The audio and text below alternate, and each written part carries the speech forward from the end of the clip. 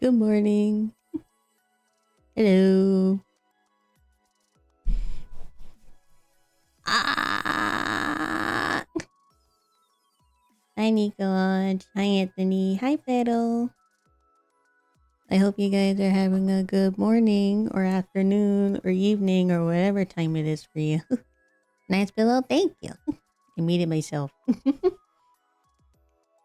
What's with the pillow? Well, it's not with the pillow. It's a pillow of my favorite man. It's the pillow of my special favorite man.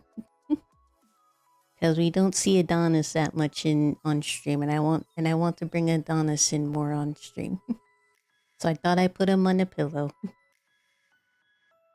So even if he isn't here physically, he's here in spirit. Where can I get one? He can get one at nirvanatenshiishop.com. It's free. I wish.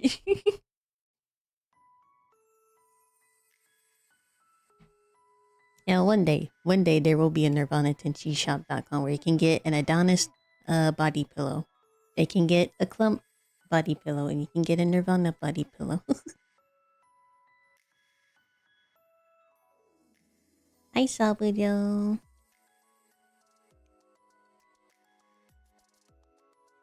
I hope you're doing well today. I hope everybody's doing well today. Ow. You guys are always hitting me with emotes and it's so mean.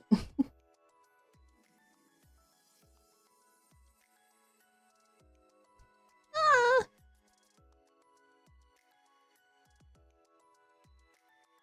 Clump never gets hit with the emotes.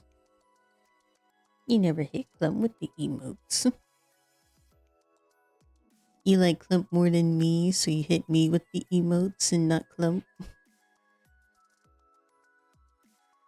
Is that how it is?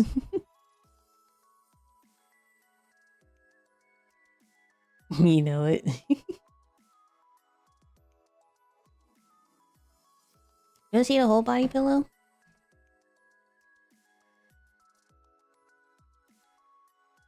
Here, this is the whole body pillow. I couldn't show his entire beautiful body, but I was able to show most of it. His tail and his wings got cut off.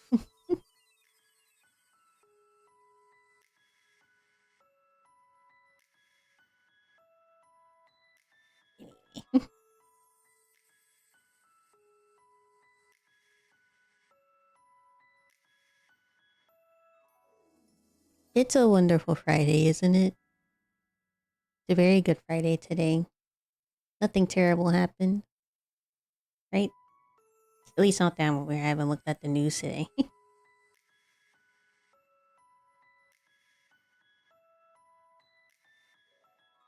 A clumpful Friday. It is a very clumpful Friday.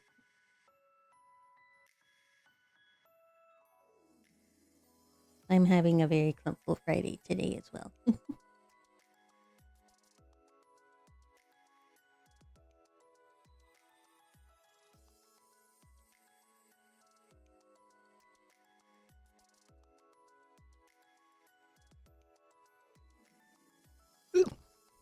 Excuse me.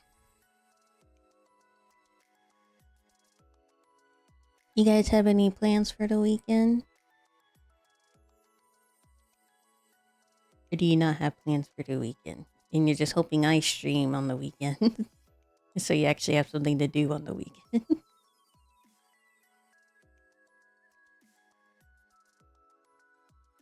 I know, solid, Joe. You have your thingy this weekend like you always do. It's a Halloween party tomorrow. Oh, what if Club was throwing a Halloween birthday party? You're gonna miss that for the Halloween party?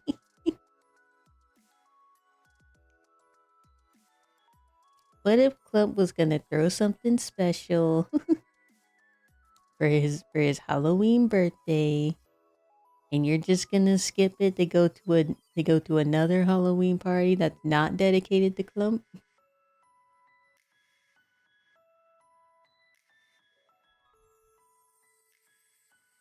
I thought you were loyal.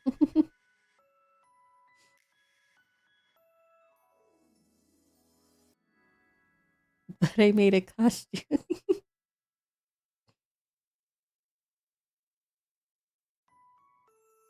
Talk about missing. I will also have a Halloween party. It's okay. Clump wasn't planning a party. He totally wasn't, right, Clump? He totally weren't planning a party. Because I always do all the planning, and I didn't plan a party.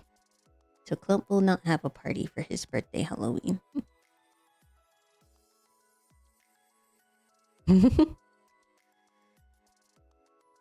The theme is grim fairy tales.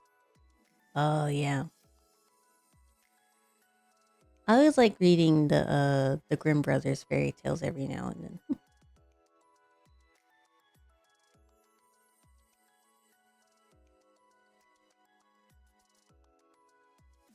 I hope you have a fun party, Nikolaj. I guess I won't stream so you don't have to miss your party. You shall make the proper yearly soul sacrifice for All Hallows Eve. It's all Clump's Eve.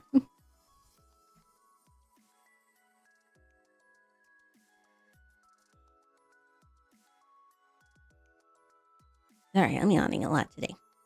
I stayed up late last night to finish homework. And I woke up super early. My body always wakes up super early. So I'm yawning a lot. I apologize.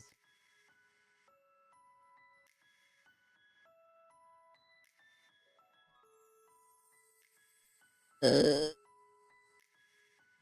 uh.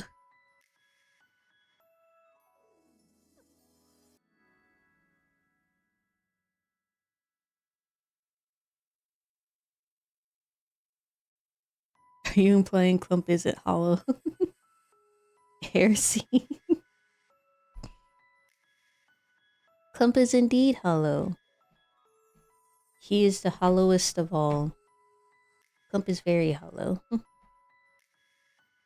He's got nothing in that little body of his. He's got a hollow soul, and he's got a hollow mind, and he feels nothing but the vast emptiness of the void inside of that little body of his. Right, Clump? Yeah.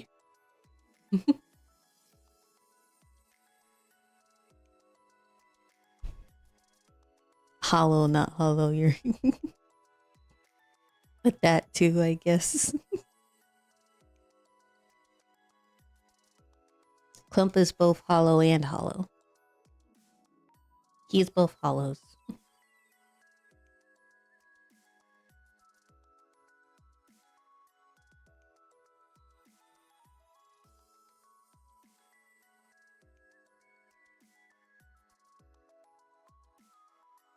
Let's see.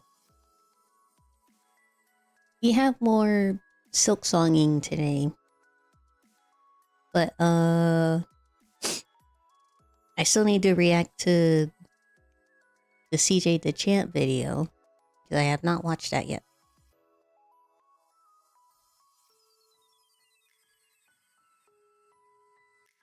Uh, that's what we're gonna do first. We singing the silk. No, we're songing the silk. There's a difference between singing the silk and songing the silk. He's silking the song.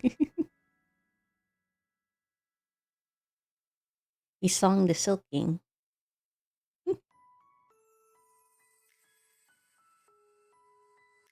Semantics.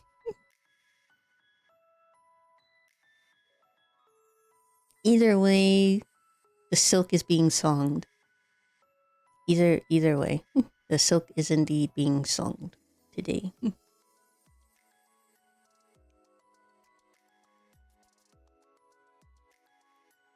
I not have a...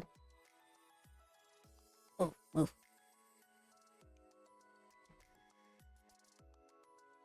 Get a new tab. You haven't reacted to anything in a while.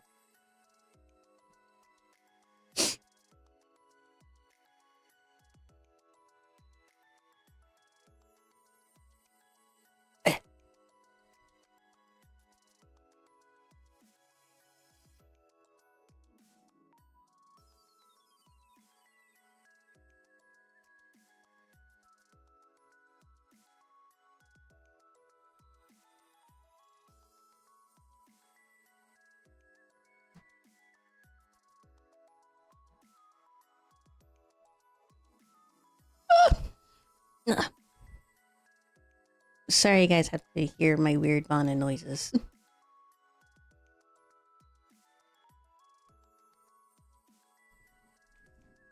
But you have to accept it. It's a part of me. You can't escape it.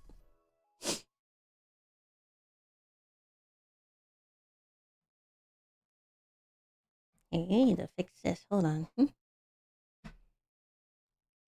We need to move Clump and we need to move Adonis. Yeah? We gotta move you, buddy.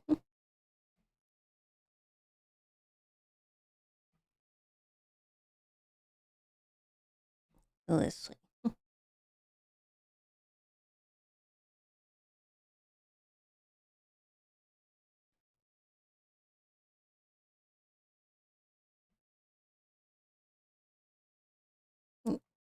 We got Adonis moved. Yeah, we gotta move Clump. Don't spin Clump. There you go. Be a small guy. That's good. Isn't it nice and convenient that Clump can just change his size whenever he wants? He could be big. He could be small if he wants.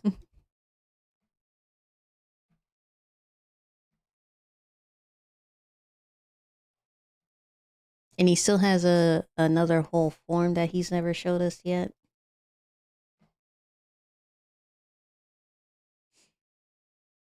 Clump is in fact the definition of convenience. He is indeed.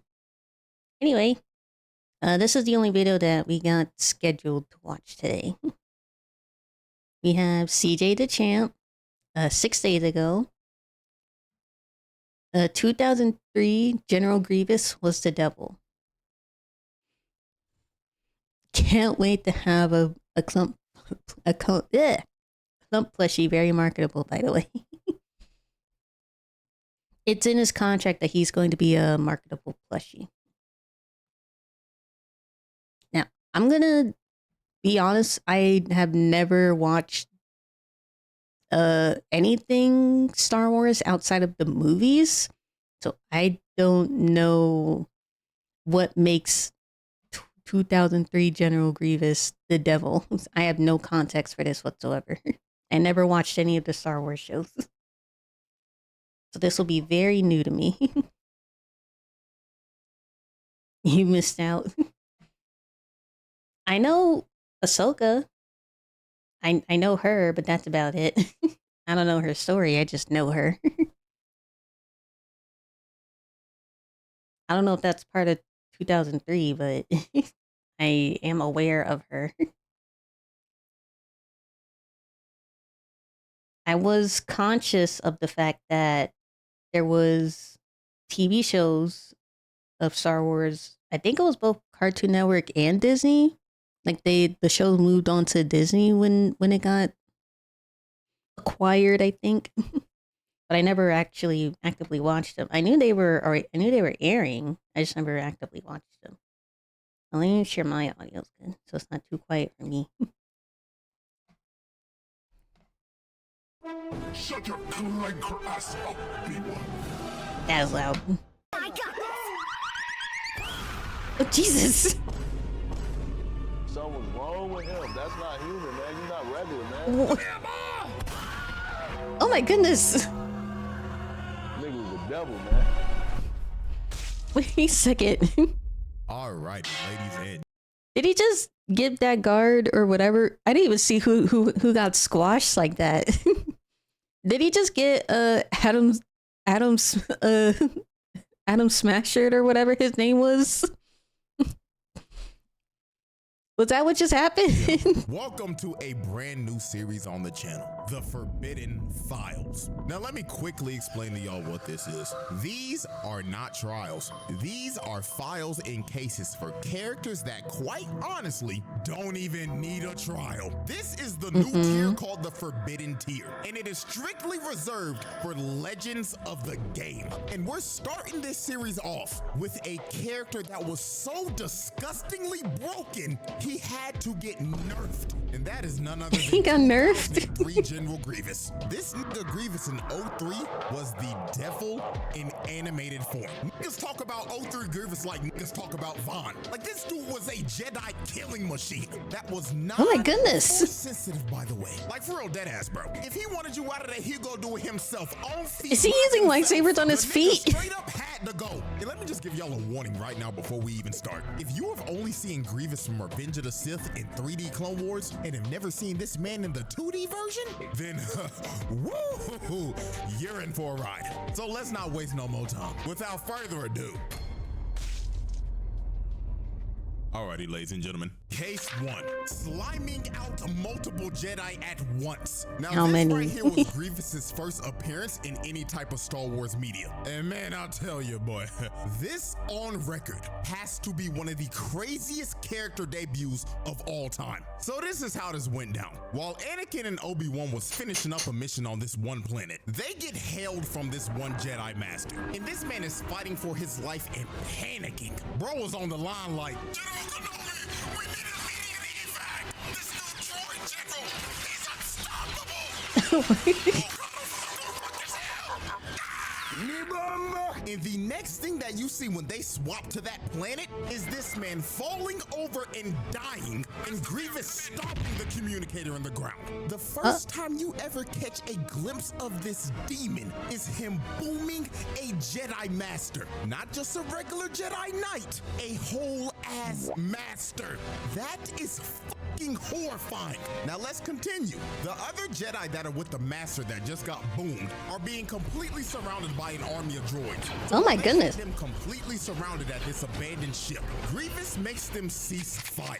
And after he made all the droids stop shooting, this man got on the mic and said, "Attention, Jedi Storm. You are surrounded." He got them surrounded. Damn.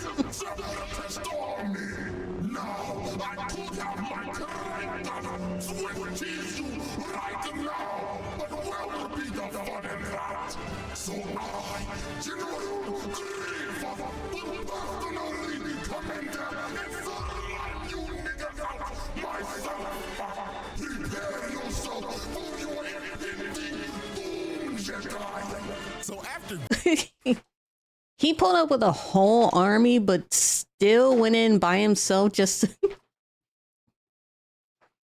He could have just let the army deal with them, but no, he went in himself to deal with them. Grievous drops the mic and proclaims that he's gonna slime out the Jedi himself. They all start taking position and getting prepared for this nigga because Grievous is walking towards them right now. And let me say this real quick. The Jedi in here are no pushovers, especially these three. Longhead ass Kiadi Mundi, who is a member of the Jedi Council, Shakti, who was a pain in the ass to fight in the Force Unleashed, and Ayla Secura, the alien shorty that took like 10,000 backshots from clones in Revenge of the Sith. Like, oh my these goodness. are known Jedi Masters. And the fact that this man Grievous had this long head ass motherfucker sweating bullets is insane. So while Grievous was approaching them, Wait a second.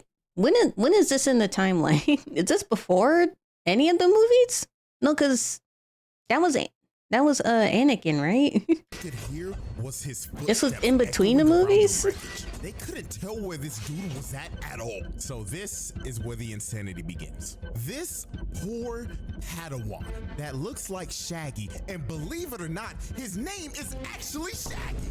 Not gonna lie, when I first watched this, I was like, why does this dude look like Shaggy? And boy, oh boy, come to find out, this During actually Clone is a Wars. Jedi Okay. version of Shaggy. Like, that is just hilarious to me, bro. But anyways, while Grievous's footsteps got louder and louder, Shaggy, being the same Oh, poor Shaggy. He just wants a sandwich. ended up losing his composure. So he runs outside just to get squashed by this nigga Grievous.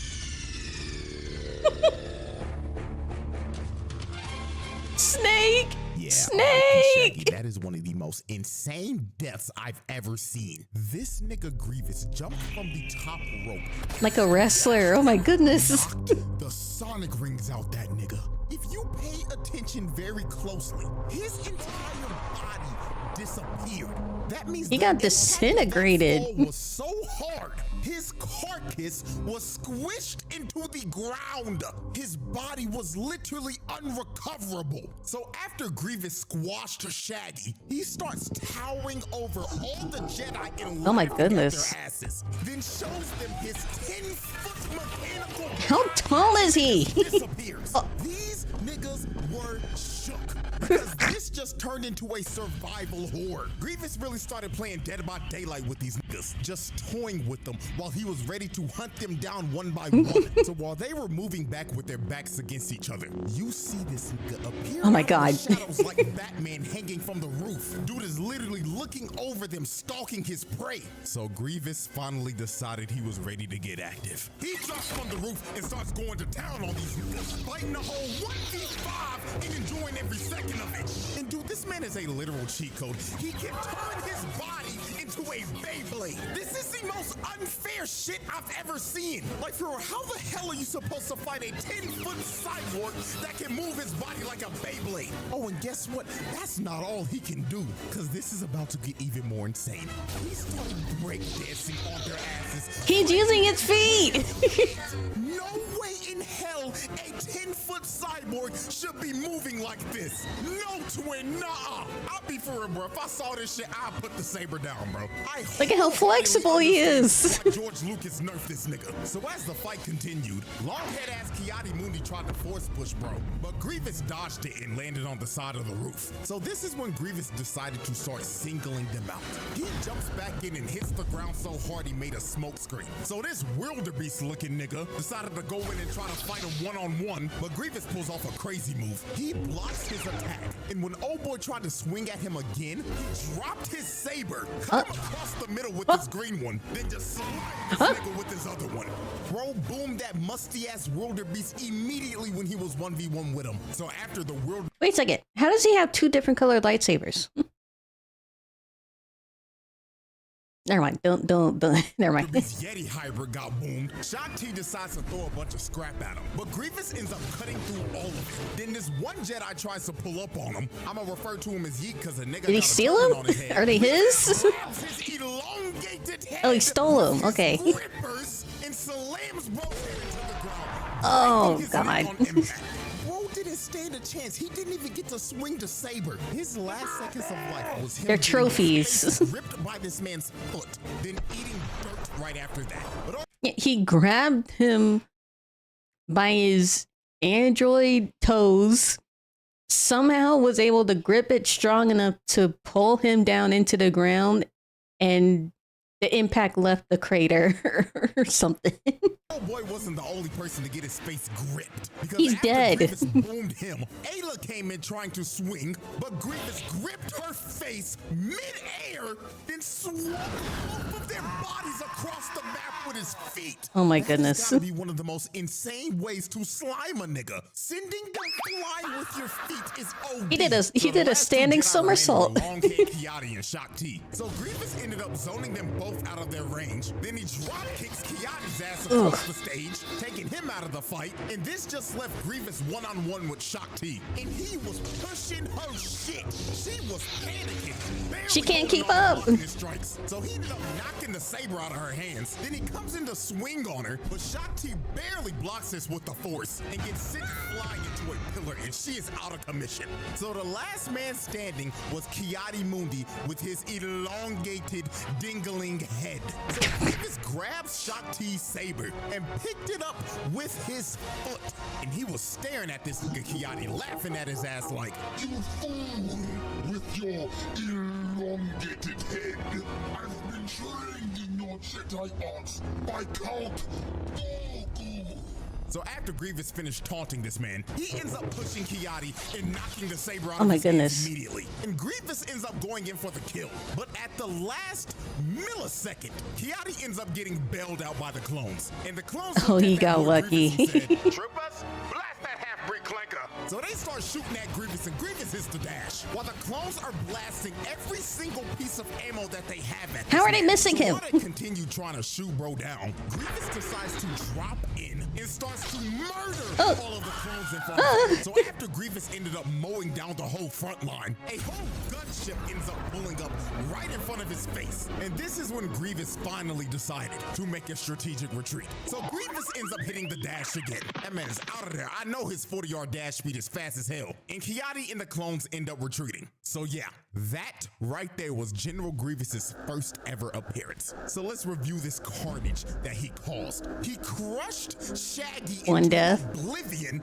wildebeest nigga up on 2 a deaths. ripped yeet with his feet and broke Is his that a neck 3rd death? and threw their asses across the ship. Is that a with 4th his death? feet and damn near killing Shock T along with Kiadi Mundi. Oh, and I forgot old boy at the beginning that got boomed on the 5 deaths, that's along right. with his entire battalion. So yeah, this man packed up 4 Jedi, put Ayla and Shock T on a stretcher. Oh my and goodness. Kiadi's ass rethinking life. This is one of the nastiest debuts a character has ever had to date. This was his first appearance.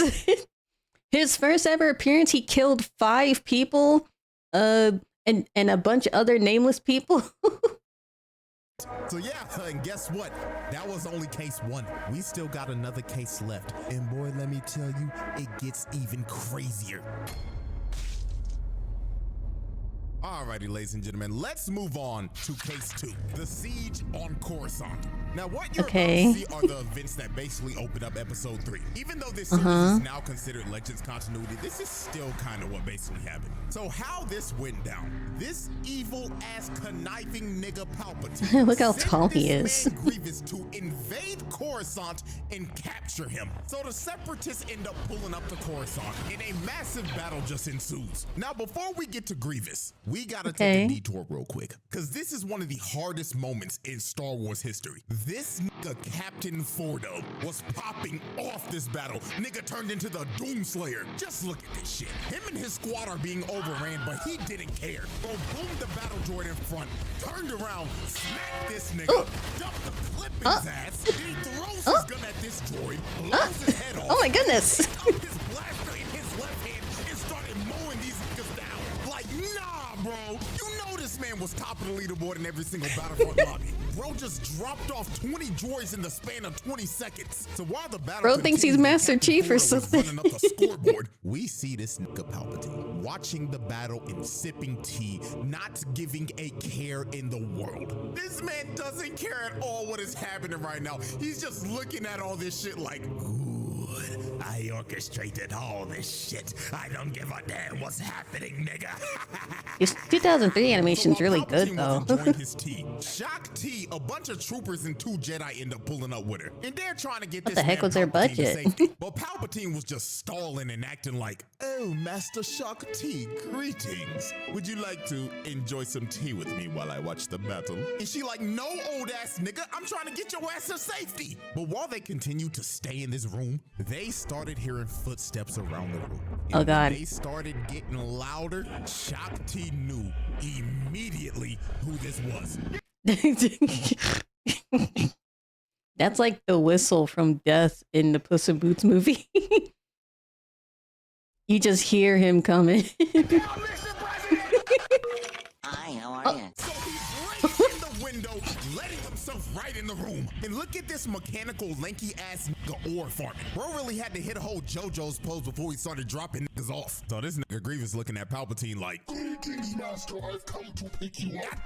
Shut the fuck up, you mechanical Nimrod. They're not supposed to know that shit till the 3rd movie.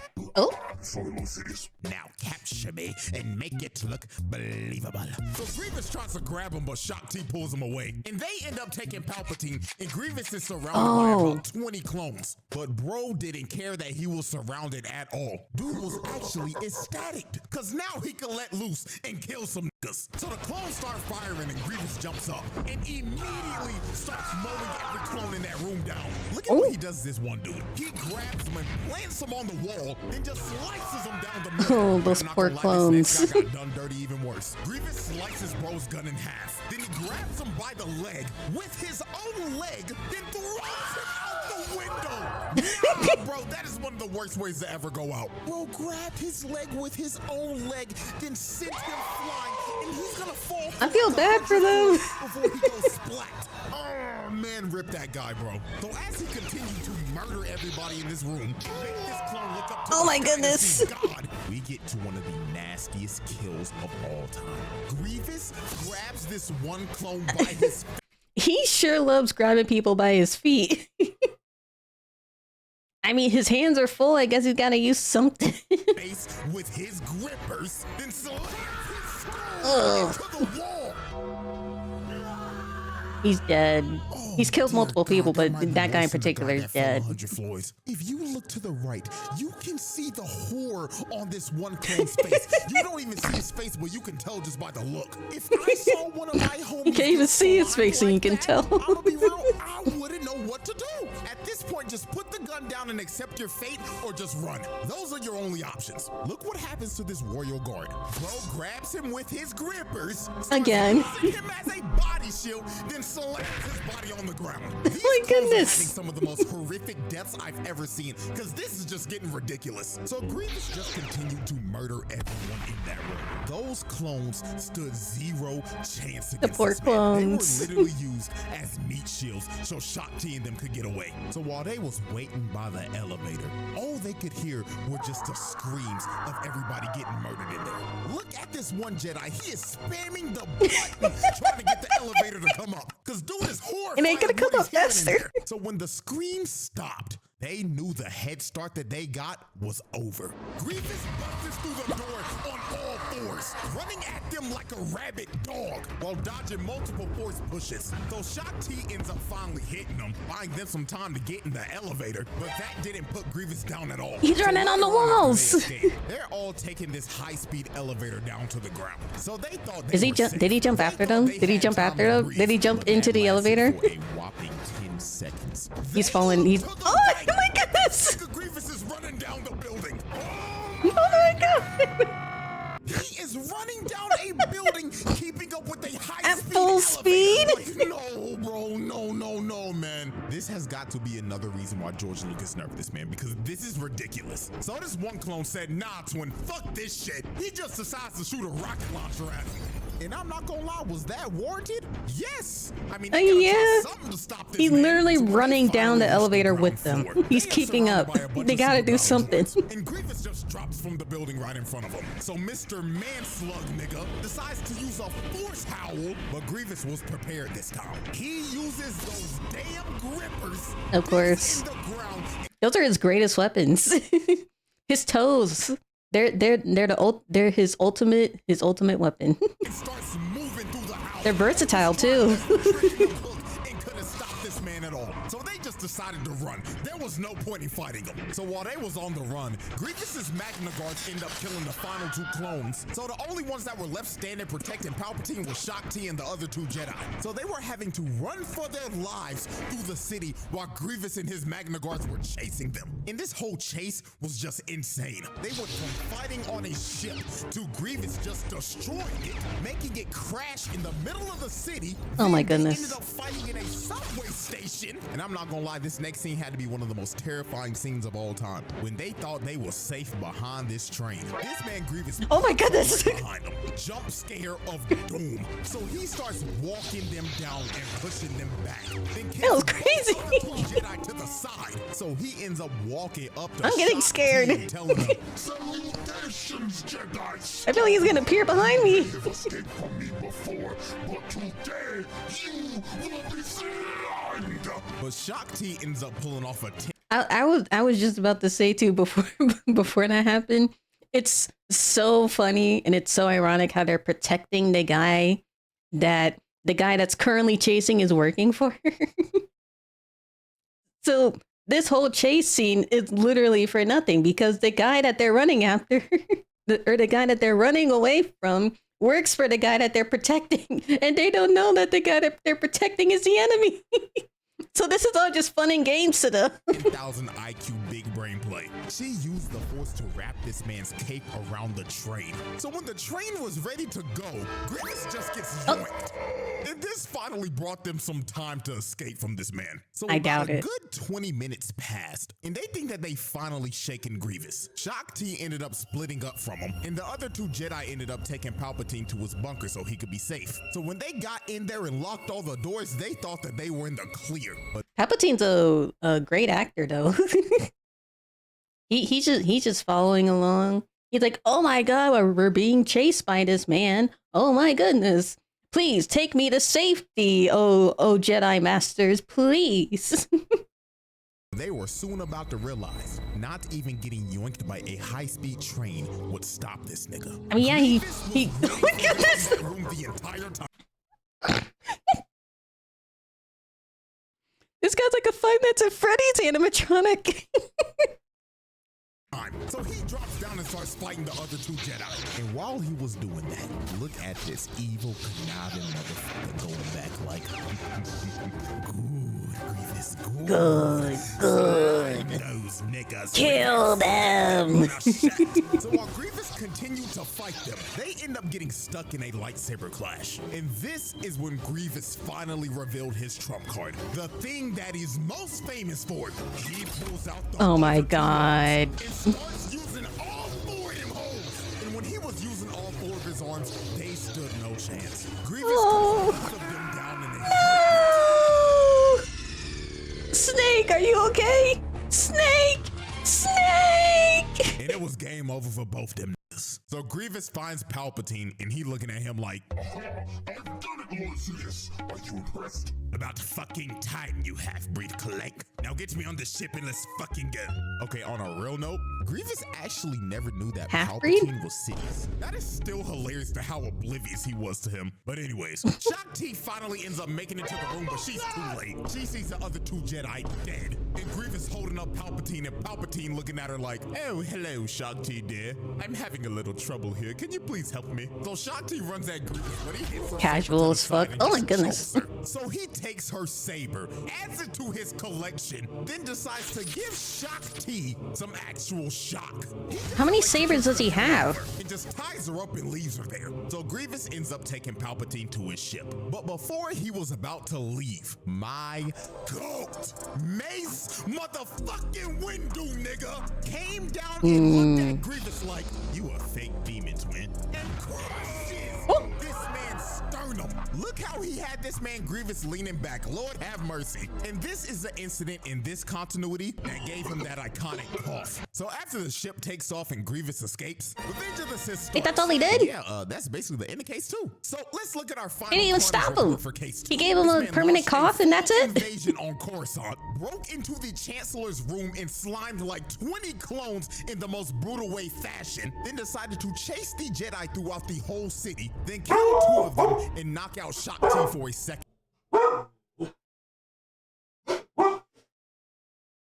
I know it's crazy, Coco. Damn.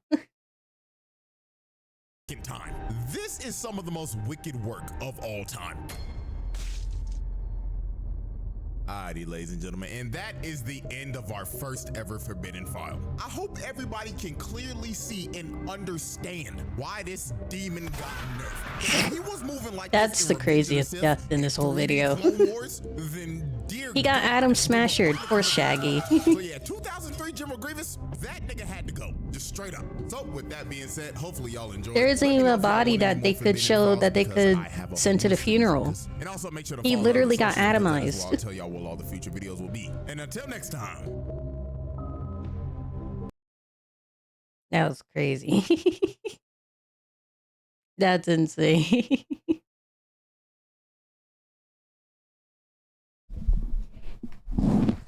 Excuse me.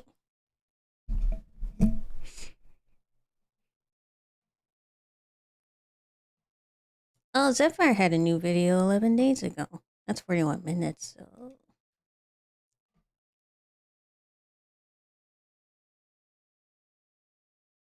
You wanna watch it? I haven't watched it yet. Obviously, it's about Demon Slayer. You can watch it. This one by Zephyr. the worst anime villain of all time, featuring CJ the Champ.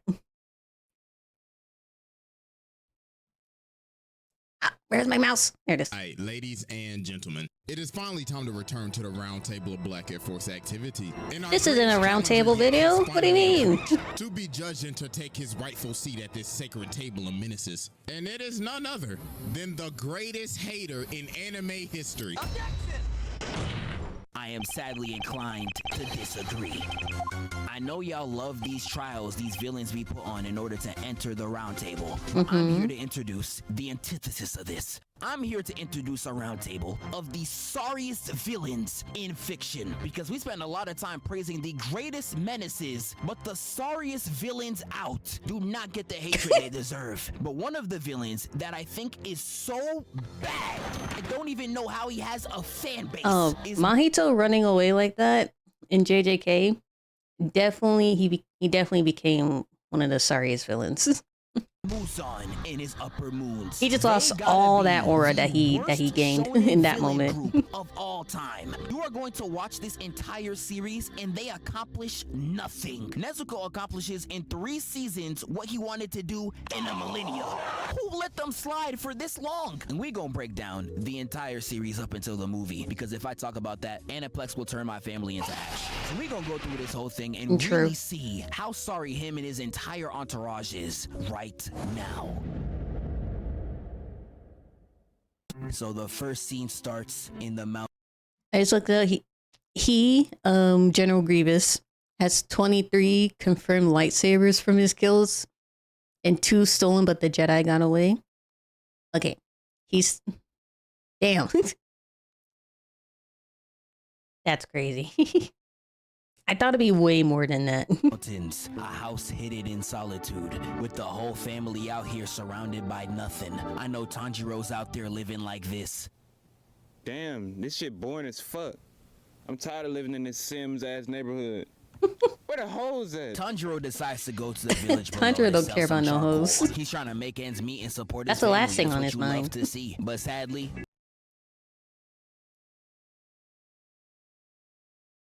up the mountain, he lays his eyes on his They're probably entire more family more slaughtered. unconfirmed. I'm Yeah. talking everyone on the floor. I'm just seeing bodies. Like I'm Franklin Saint. And yeah, this man Muzan done killed a whole family without even showing his face. Nonchalant killings are a much bigger offense. I swear he thinks we don't see him. But this is not the only crimes that Muzan commits today, because he literally turns Tanjiro's sister into a demon and forces them to fight while his dead family is still in the background. No. Yeah, hell no, bro. Something's wrong with him. But Tanjiro starts fighting Nezuko, and I ain't gonna lie, he's getting the straight belt put on him. She's really beating his ass with no remorse while he's just crying to get her to stop. And he really would have Poor got backed Tanjiro. up if this guy ain't come in to save his career. His family's all dead, and now he's fighting off against his sister, who's turned into a demon. And we have some random dude showed up trying to kill his own sister. This was the worst day of his life. Giyu comes in looking clean. At least he as gave him a hell, nice and I haircut. ain't gonna lie, Tanjiro was glazing like a motherfucker. Ladies, I'm trying to do my work today. Leave me alone type shift. Check your dreads! But that glaze immediately stops the moment he tries to uphold on Nezuko. And this right here really showed me is I never want to be a main character, bro. We not even 15 minutes in the first episode and everyone related to the main character has faced death. Like, I'm not gonna lie, at that point, just slide it in, bro. I really don't know who's worse, being an anime main character or Batman. Batman can't be in any universe without his parents getting switched down. Your girlfriend beat on you, nephew. Switch it down, nephew. Oh. But they have a quick little scuffle, ending with Tanjiro on the floor and Nezuko breaking her demon blood and actually protecting her brother. And Giyu, at the end of the day, ends up sparing them. But once Tanjiro awakes, he gives him some advice to become a demon slayer, and he gets to work. Where'd he get the And extra we get a bunch of random kimono hijinks. Tanjiro from? starts talking with ghost people like this guy, and Hero Brian. He ends up fighting Forrest Drewski, and then he fully becomes a demon slayer. And when he heads out on his first mission, he is immediately alerted. Nah, I'm smelling Dior Sauvage. Nah, is that an 8-in-1 soap? Man, what is that smell? And like an Apex player walking past you in public, that stench was straight killing him. And Tanjiro recognized that smell as the same one he smelled when his family died. And he ends up desperately looking for it. Sloppy. Muzan just left his scent to be tracked. Until he touches and he turns. Sloppy work, Muzan.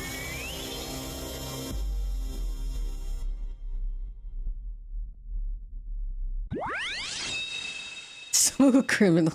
And he turns, red eyes looking like that drink. Looking down in straight disgust comes Muzan. And before we move on, I have nothing else to say besides look at that drip. Like, bro, I know y'all see this, bro. Hat match the shirt match the belt match the cash, jit lead swag. Oh my days, that's a smooth criminal, nigga. And when I said smooth, and that's the problem. His drip is directly stolen from the king of pop. It's not even his own it's not even his own original drip. He stole the drip. He probably ripped it off of his corpse too.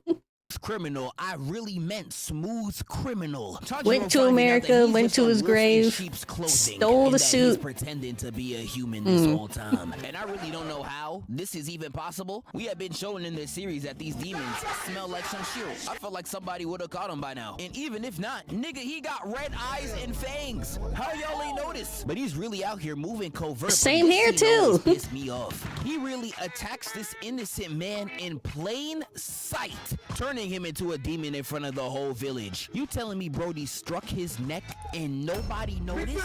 They're acting like nobody's watching, like a Rakai stream with no Kai Sanet. Nigga, this is basically prime time square. You can't even walk there safely with a nickel in your pocket. You expect me to believe that nobody saw this? Tanjiro was literally watching him too. Ends up becoming a demon, like he didn't see him do it right in front of him. And allowing Muzan to make his escape, with my man's fleeing right into an alleyway where he runs right into a group of 3. And the drunk one right here runs right into Muzan. And I ain't gonna lie, I saw this and I thought it was raps right there. But Muzan actually lets him go, actually giving him mercy, and he continues to walk. And for some odd, bizarre reason that can only be answered by the 1.5 brain cells in this nigga's head, he says, "See, I didn't know I came here to be disrespected." What? Nigga, what disrespect are you feeling? He told you to move. You're in the way. He is indeed in the way. Run his mouth up by Muzan. What even are you? Some type of MJ off Timu? You wouldn't even get his look right. That's off Panda Buy. And look at your face. You're chopped. Chopped? What the f did this nigga just call me? This bitch ass nigga. He's tweaking out. This nigga is crazy. The big one tries to run in, but Muzan hits him with the... launching this man higher than Hogan ever was. And he let Newton's law of gravity do the rest, leaving Muzan already at 2 kills. But last time I checked, he needs 1 more for that UAV. Walking up to the terrified woman and saying, "Tell me, girl, look at my mute jawline, my veneers on fleek, these freshly retwisted locks, and tell me to my face, am I chopped?" No, sir. You're so fine. I probably want you. Oh, so you want me? Let's see if you can handle it. He's so fine. He's a smooth criminal. To drive his finger in her head, had Shorty hit in the Harlem Shake, and then he proceeds to say this. Yeah, we don't talk about this death. Hold on. A real nigga inside you if you tried. And this death was so gruesome, I forgot it even happened. Her body proceeds to combust from the inside. Oh and my she goodness. erodes right in front my of goodness. Muzan's face. One of the most violent kills. She in literally Demon Slayer melted happens alive. within its first 5 episodes. This is insane. And once I saw this, I was like, nah, get him out of here, coach. But Muzan, after getting his newly acquired UAV, calls in 2 of his demons and buddy. is like, they at the bottom left in Nuketown. Make sure you smoke them. I got to. Okay, DJ. Sending 2 lower ranks to go do the dirty work. And I know a lot of y'all watching this are probably like, damn, Muzan really moving like King Von. And yes, you're not wrong, but he does not move like this against just humans. He is willing to manipulate and defile his own disciples for his own gain. We can start it off with these 2 villains that were just introduced. These 2 were really lied to by Muzan into thinking they were upper rank moons when whole time these niggas were barely G League. Really gassed their head up for no reason. Muzan What's that I'm holding? I'm holding a body pillow of my beautiful, handsome, amazing Adonis Caballos. That's what I'm holding. He's my man, and you can't have him. Muzan was doing him like a little brother playing the game. He think he playing so good whole time, the controller is off. It was actually embarrassing because this whole fight, they was out there saying, yeah, we're upper moons, we're legendary. Got Tanjiro watching like, This nigga's legendary? Based on what? and because they were manipulated into thinking they were better than they actually were, they get packed up with ease by Tanjiro, had me watching like, He'll still be alive right now if you niggas ain't gas some more. and one of the other rules Muzan places on his demons is that they are to never speak his name. He is so iced, he won't even let a broke nigga utter his name. And the volleyball girl accidentally said it, and the moment she did, she felt her chest getting tight. And I was watching like, nah, this nigga gon' die. She knew she messed up the moment she said it, cause she immediately started begging and pleading for her life. Got her looking up like she's speaking to the Holy Ghost, and trust me, you're not seeing him. With Muzan brutally massacring her from the inside like how Ant-Man should have done Thanos, killing her dead. And this scared everyone straight. They was all shook. They knew if they was ever gonna see Muzan, it was what? First, he melted a random innocent lady that didn't even do nothing from the inside out alive. And now he literally alien chest bursted his fellow demon, his fellow subordinate. Well, probably not fellow, but his subordinate to death just because she spoke his name. Nigga, we never see Muzan again. And that's my problem with Muzan. Despite his extremely solid introduction, we find out quickly that he is a grade A dumbass. All CTE first team, this man is a fraud. I swear to you, niggas be fake demons. The first thing that really blew me is that this nigga really be spawn camping in Infinity Castle, making a new monster to fight the heroes every week. Like, bro, don't this sound familiar to y'all? Nigga, you just read a repulsor with some script. You really be sending out these demons like a Saturday morning cartoon villain, and he refuses to do anything himself. If you have DJ, what are you doing? Hey, hold on. My dog's yelling at me for his lunchtime. I'll be back. Here, you can have Clump while I'm gone for a sec. Here you go. Oops, all Clump.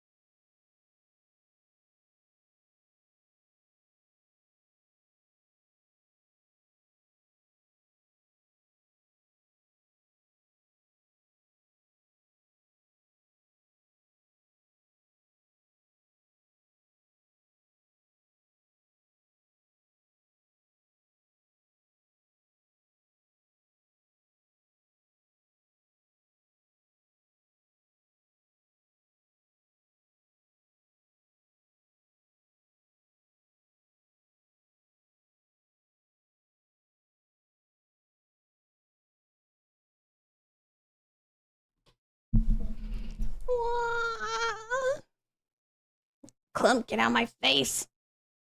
Move.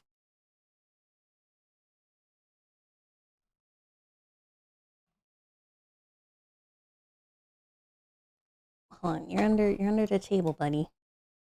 Chat wants to see you.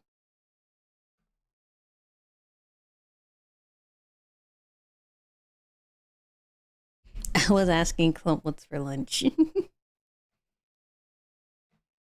Leftover spaghetti is what's for lunch. But Clump doesn't eat solid food. Clump eats soulsies. So you guys are for lunch, actually.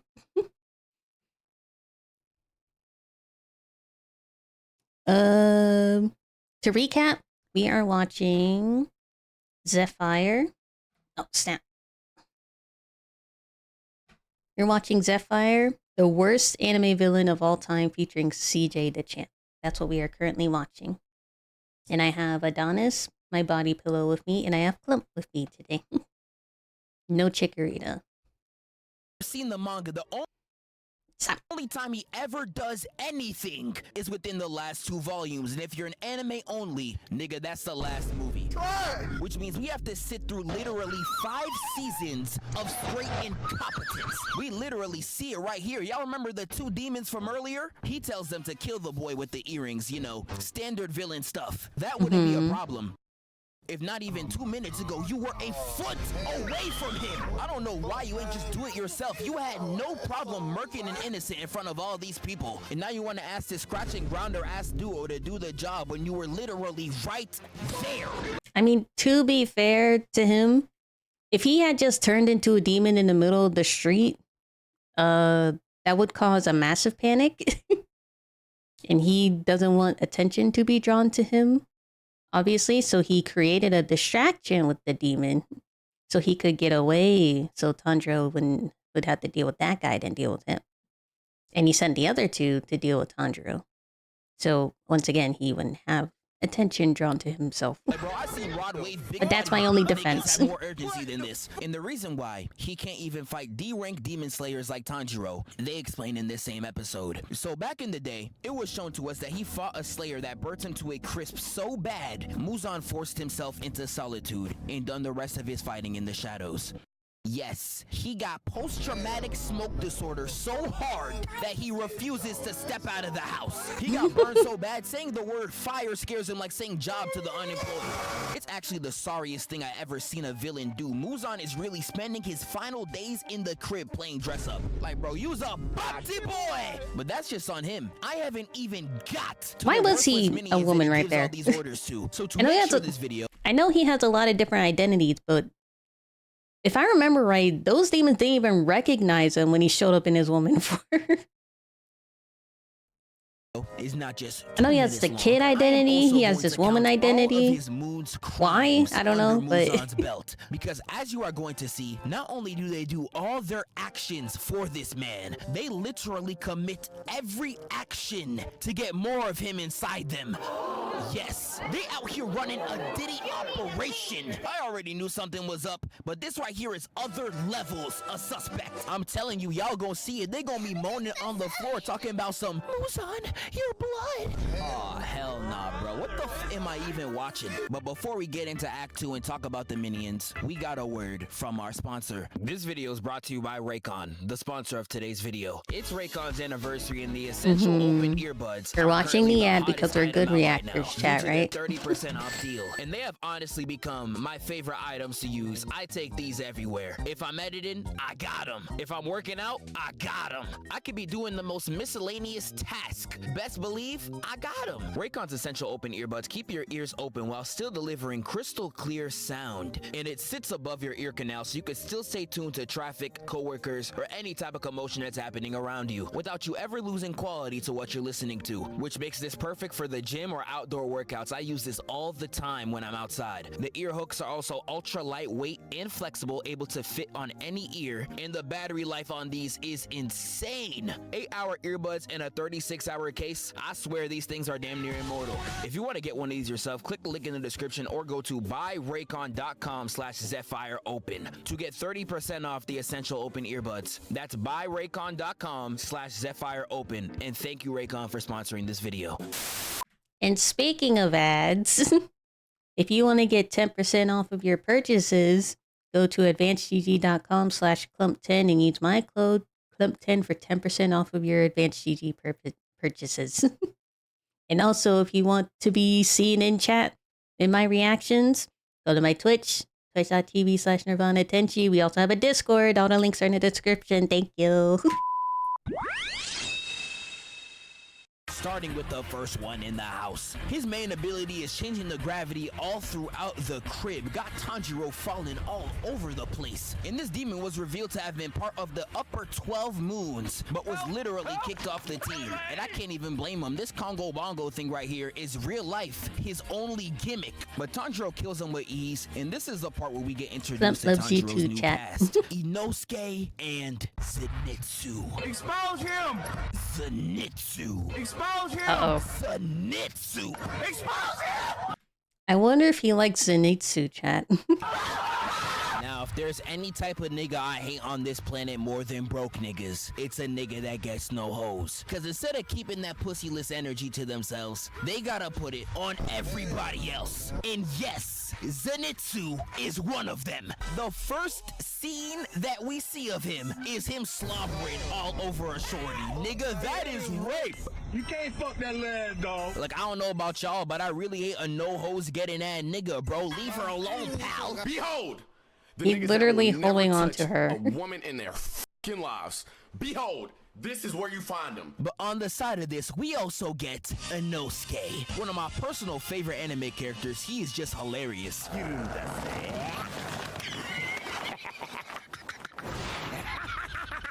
My goat. And the fight he has with Tanjiro is one of the most underrated in the entire series. The choreography. That's not a goat, that's a boar. Get the animal right. Insane. And they was really putting hands on each other. I ain't even gonna lie. Like, peep this weave right into a sweep. I don't even know where little bro was aiming. He got worse aim than Black Boy Max. Tanjiro tries another kick, and we got Inosuke hitting the Tyleel right into a backwards axe kick on this man's dome. Had Inosuke out there putting belt to ass until Tanjiro grabbed him and headbutt his helmet off. And once the mask comes off, we see the prettiest motherfucker you've ever seen in your life. I ain't gonna lie, I don't know what facial routine you got on, but send me that.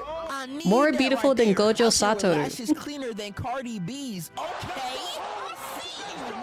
But Tanjiro gathers his new RPG cast, and they head out for their next quest in the forest.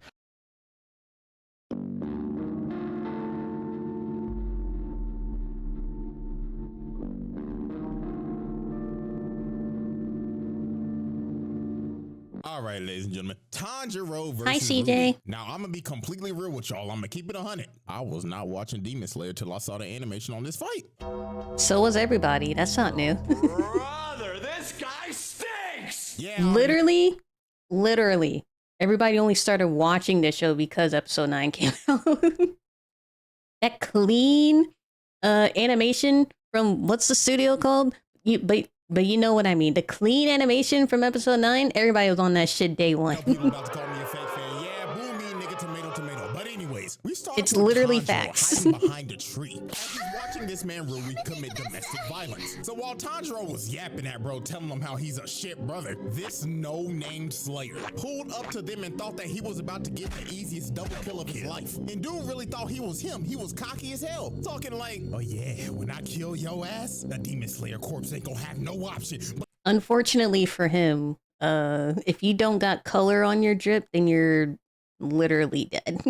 You literally don't survive. sign me to a super max contract. I'm gonna be making 50 mil a year after I kill your ass, nigga. Like, dude, even Tanjiro tried to warn bro to stop, but Blood was not listening. All dude was thinking about is the money that he was gonna get if he killed bro. And sadly for this no-name Slayer, he ended up getting turned into Chopstick. Fatality. Yeah, R.I.P. No Name nigga, you will not be missed. Anyways, Literally, don't got color if you're not a Hashira. It's a 0% chance of living for you in this anime. Even a Hashiro's got like a 80% chance of living. Or 20%. He was just trying to zone Tanjiro out with it the whole time so he couldn't get in. So then Tanjiro tried to use his water breathing technique. But this man Rui cut the sword in half. And when I saw this, I'm not gonna lie to you, I thought it was over for bro. Because I mean, this man's sword is gone. And you can't fight this man with straight hands or else you're gonna get turned into chop stew like the No Name nigga. So when it looked like Rui was about to end this man with this giant spiderweb attack, Nezuko comes out the box and eats the hit. And this had Rui shook. Because when he saw this, he was like, oh my god, did his sister actually just save him? So this is a true sibling bond. I need it. So his actual sister looking at him like, nigga, hello? I'm your real sister. Am I not good enough for you, nigga? But this man Rui decides to split pieces. And after he did this to her, he told her, stupid bitch, you can't do shit right. Shut the fuck up. You're not even my real sister, nigga. Now I'm not gonna lie, bro. At this point, I kind of felt bad for her, bro. Look at her have to pick up her severed head and just walk away with shame. So after Rui just banished his sister and made her Or random spider demon. he decides that he wants to make Nezuko his new sister. So he takes her hostage, strings her up with his webs. Then he starts to heist up Tanjiro right in front of her. Then booms his ass across the forest. Rui hit this man so hard, Tanjiro started seeing flashbacks of his childhood. Bro's dad was telling him, Tanjiro, my son, if you don't want to be no sorry ass nigga in life, you gotta learn how to breathe, my boy, and do that little dancey dance I be You gotta doing in the yard, breathe, my boy. breathe. When you learn all that good shit, my little nigga, you will be unstoppable, my son. So after Tanjiro got hit with that flashback no jutsu, he starts using the breathing technique that his father used and starts pushing Rui with the entire animation budget. And he had this man Rui lost. He was like,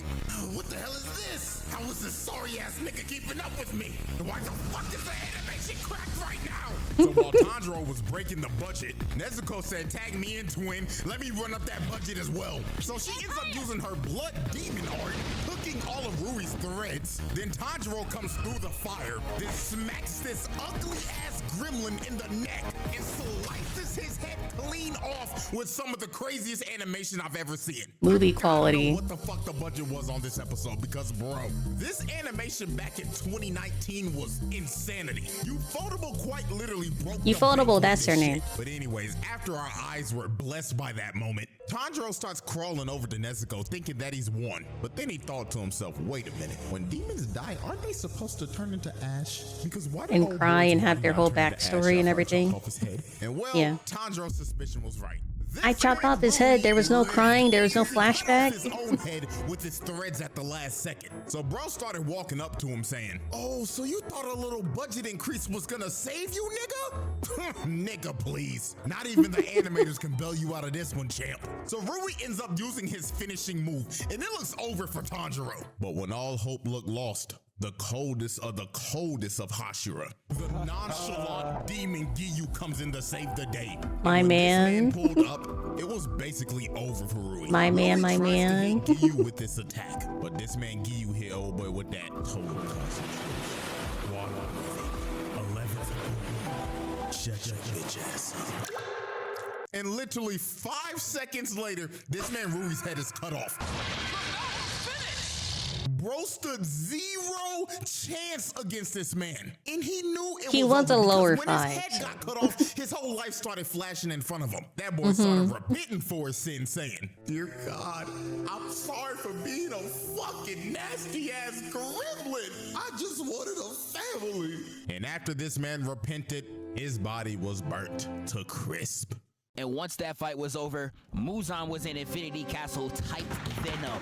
Eyes of fire. He up there like, Why the are none of them niggas dead? if you want them dead, man, just do it yourself.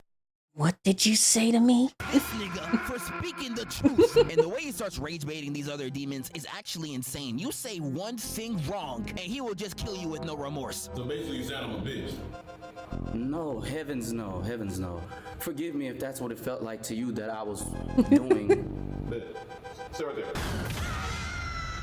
This nigga is crazy. I know this scene is supposed to make Muzan look really threatening, but it just makes him look even more pathetic. Nigga, you got more kills on your own demons than the actual demon slayers, you flippin' twit. But here's where we get Enmu, glazing Muzan to high heaven, talking about some, please feed me, my glorious king. Bro, shut up!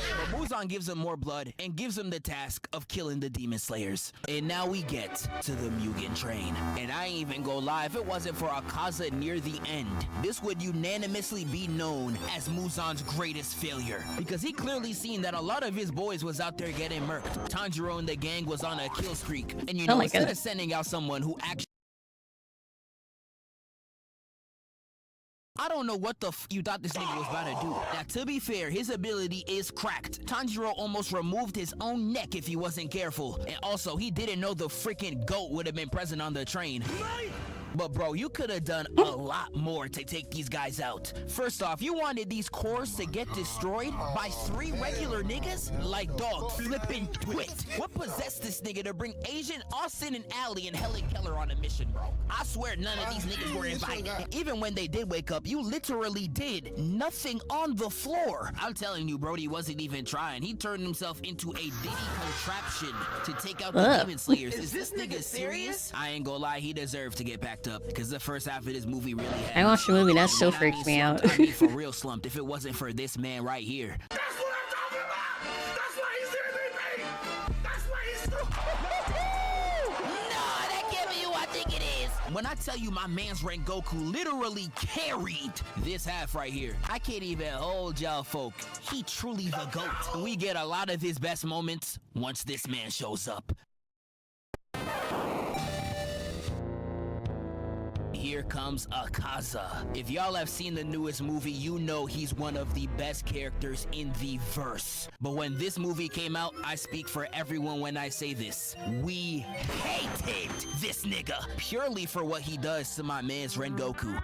But first, I do have to give him his props. His design is so fire. I know you got the crop top vest looking mad zesty, but dog, he got that shit on though. And not only that, the scrapping he had against Rengoku was elite. The fight starting with Akaza immediately trying to go after Tanjiro. Yeah, he tried to backdoor Brody. Once Rengoku hits him with that counter, they go straight to the ones. They really start running the ones all over the field. Had Tanjiro realizing he's a side character. Look, I'm gonna be totally, completely honest right now. And you can hate me if you want. I like Goku as much as... not Goku. I like Rengoku as much as everybody else. But I don't consider him my GOAT. Because we literally didn't really have that much time with them. We never even got, like, proper... we only really knew him during the movie. That's... what? 60, 70, 80 minutes that we only get to see of him.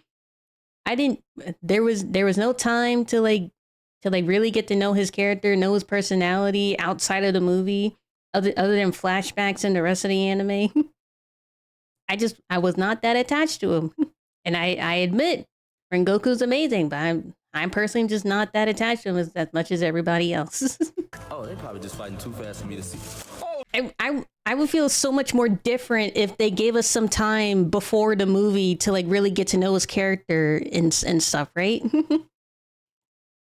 I do like him. I do like him. He's just not my favorite character because I don't have a attachment to him. I need like some time with a character to really get attached to them and to really like set an opinion and like really like a character. If I like him, but I like him as like a one-off movie character.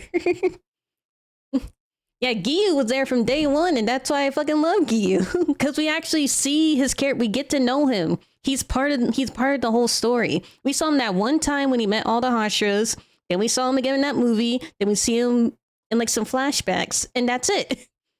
He wasn't there since the beginning like Giyu. Oh shit! I need more time with characters to really consider them my goat like that. Miss left again. He's 0 for 2. Make that 3 actually. He's moving like Ben Simmons. Rengoku strikes and he jumps out the way. He's not playing that. And when he runs back in, he gets blocked and weaved continuously, missing every single shot like a nigga in Lala's DMs. He really let in all these shots fly and ain't nothing landing for him. He tries a dual dive kick and gets blocked both times. Hits a rising uppercut and almost gets Rengoku in the chest. But as you could clearly see, Rengoku too quick for this shift, slicing his forearm down like he hit in the Hannah Baker. Akaza's all up in his face trying to convince him to become a demon, but I don't know, you're doing a terrible job. Yeah, I'm gonna become a demon just so I can miss 30 shots in a row? I ain't gonna lie, twin, just hang up the jersey. You clearly don't got it no more. He even got so desperate, he started copying my nigga Aang. Yeah, you really just doing shit at this point. And that's why this fight really pisses me off. Akaza landed all but 3 hits, with only 1 of them being clean, and Rengoku was out here looking like this. Like my dog, how is this even possible? Like, I don't know about y'all, I would damn near say Mickey Mouse. Like, I know Akaza was damn near holding back, but let me go, bro, please. But we get the hardest last stand out of Rengoku right here. Looking Akaza in the eyes and said, set your heart ablaze, nigga. Had that boy looking shook as hell, and Rengoku charging his ultimate attack. Charging right in, hitting the legendary! With this animation being literal sex to my eyes, it's bleeding Akaza right open. But just like any other anime, in the Shonen Jump handbook, if there is smoke in the aftermath of a fight, that's just confirmation that your attack did not work. And when the smoke clears, we see Akaza hitting the D Rose right inside Rengoku's chest. Can I share a little bit of a hot take? I think the only real reason Rengoku's such a popular character is because solely how Tanjiro, Inosuke, and Zenitsu reacted to his death. The 3 didn't even have that much time with them either. Tanjiro even also had like a negative first impression of him when he first went to the Hashira headquarters. So this is my hot take. The only real reason he had like a good memory is because of how the characters are reacting to him. This nigga was not impressed at whenever he's Even mentioned. With that, Rengoku being such a real nigga still tries to go for the kill. It's like artificial. It's like artificial emotions towards this character and not natural. Breaks his arms off just to run from the fade. Like after all that, the moment you don't have the upper Not saying he's a bad character. I know he's a good character. I just think it's artificial. Akaza's running away, clearly trying to escape the sun. But Tanjiro was not letting that nigga He was really entertaining in the movie. I really liked him in the movie. But I just don't have the same feeling like everyone else does. It ends up dropping one of the hardest speeches in anime. This really do not get talked about enough. Oh, so we can fight y'all in the dead of night. I could be getting hoes at this booty call hour, but nah, we fighting you. But now that some light came out, you running? You scared of some vitamin D, nigga? Man, you's a bitch. And I put this on Kamado, nigga. I'ma slide for Red Goku, and I'ma take you out myself. You a bitch ass nigga. How you gonna call yourself a demon when all I see is a pussy?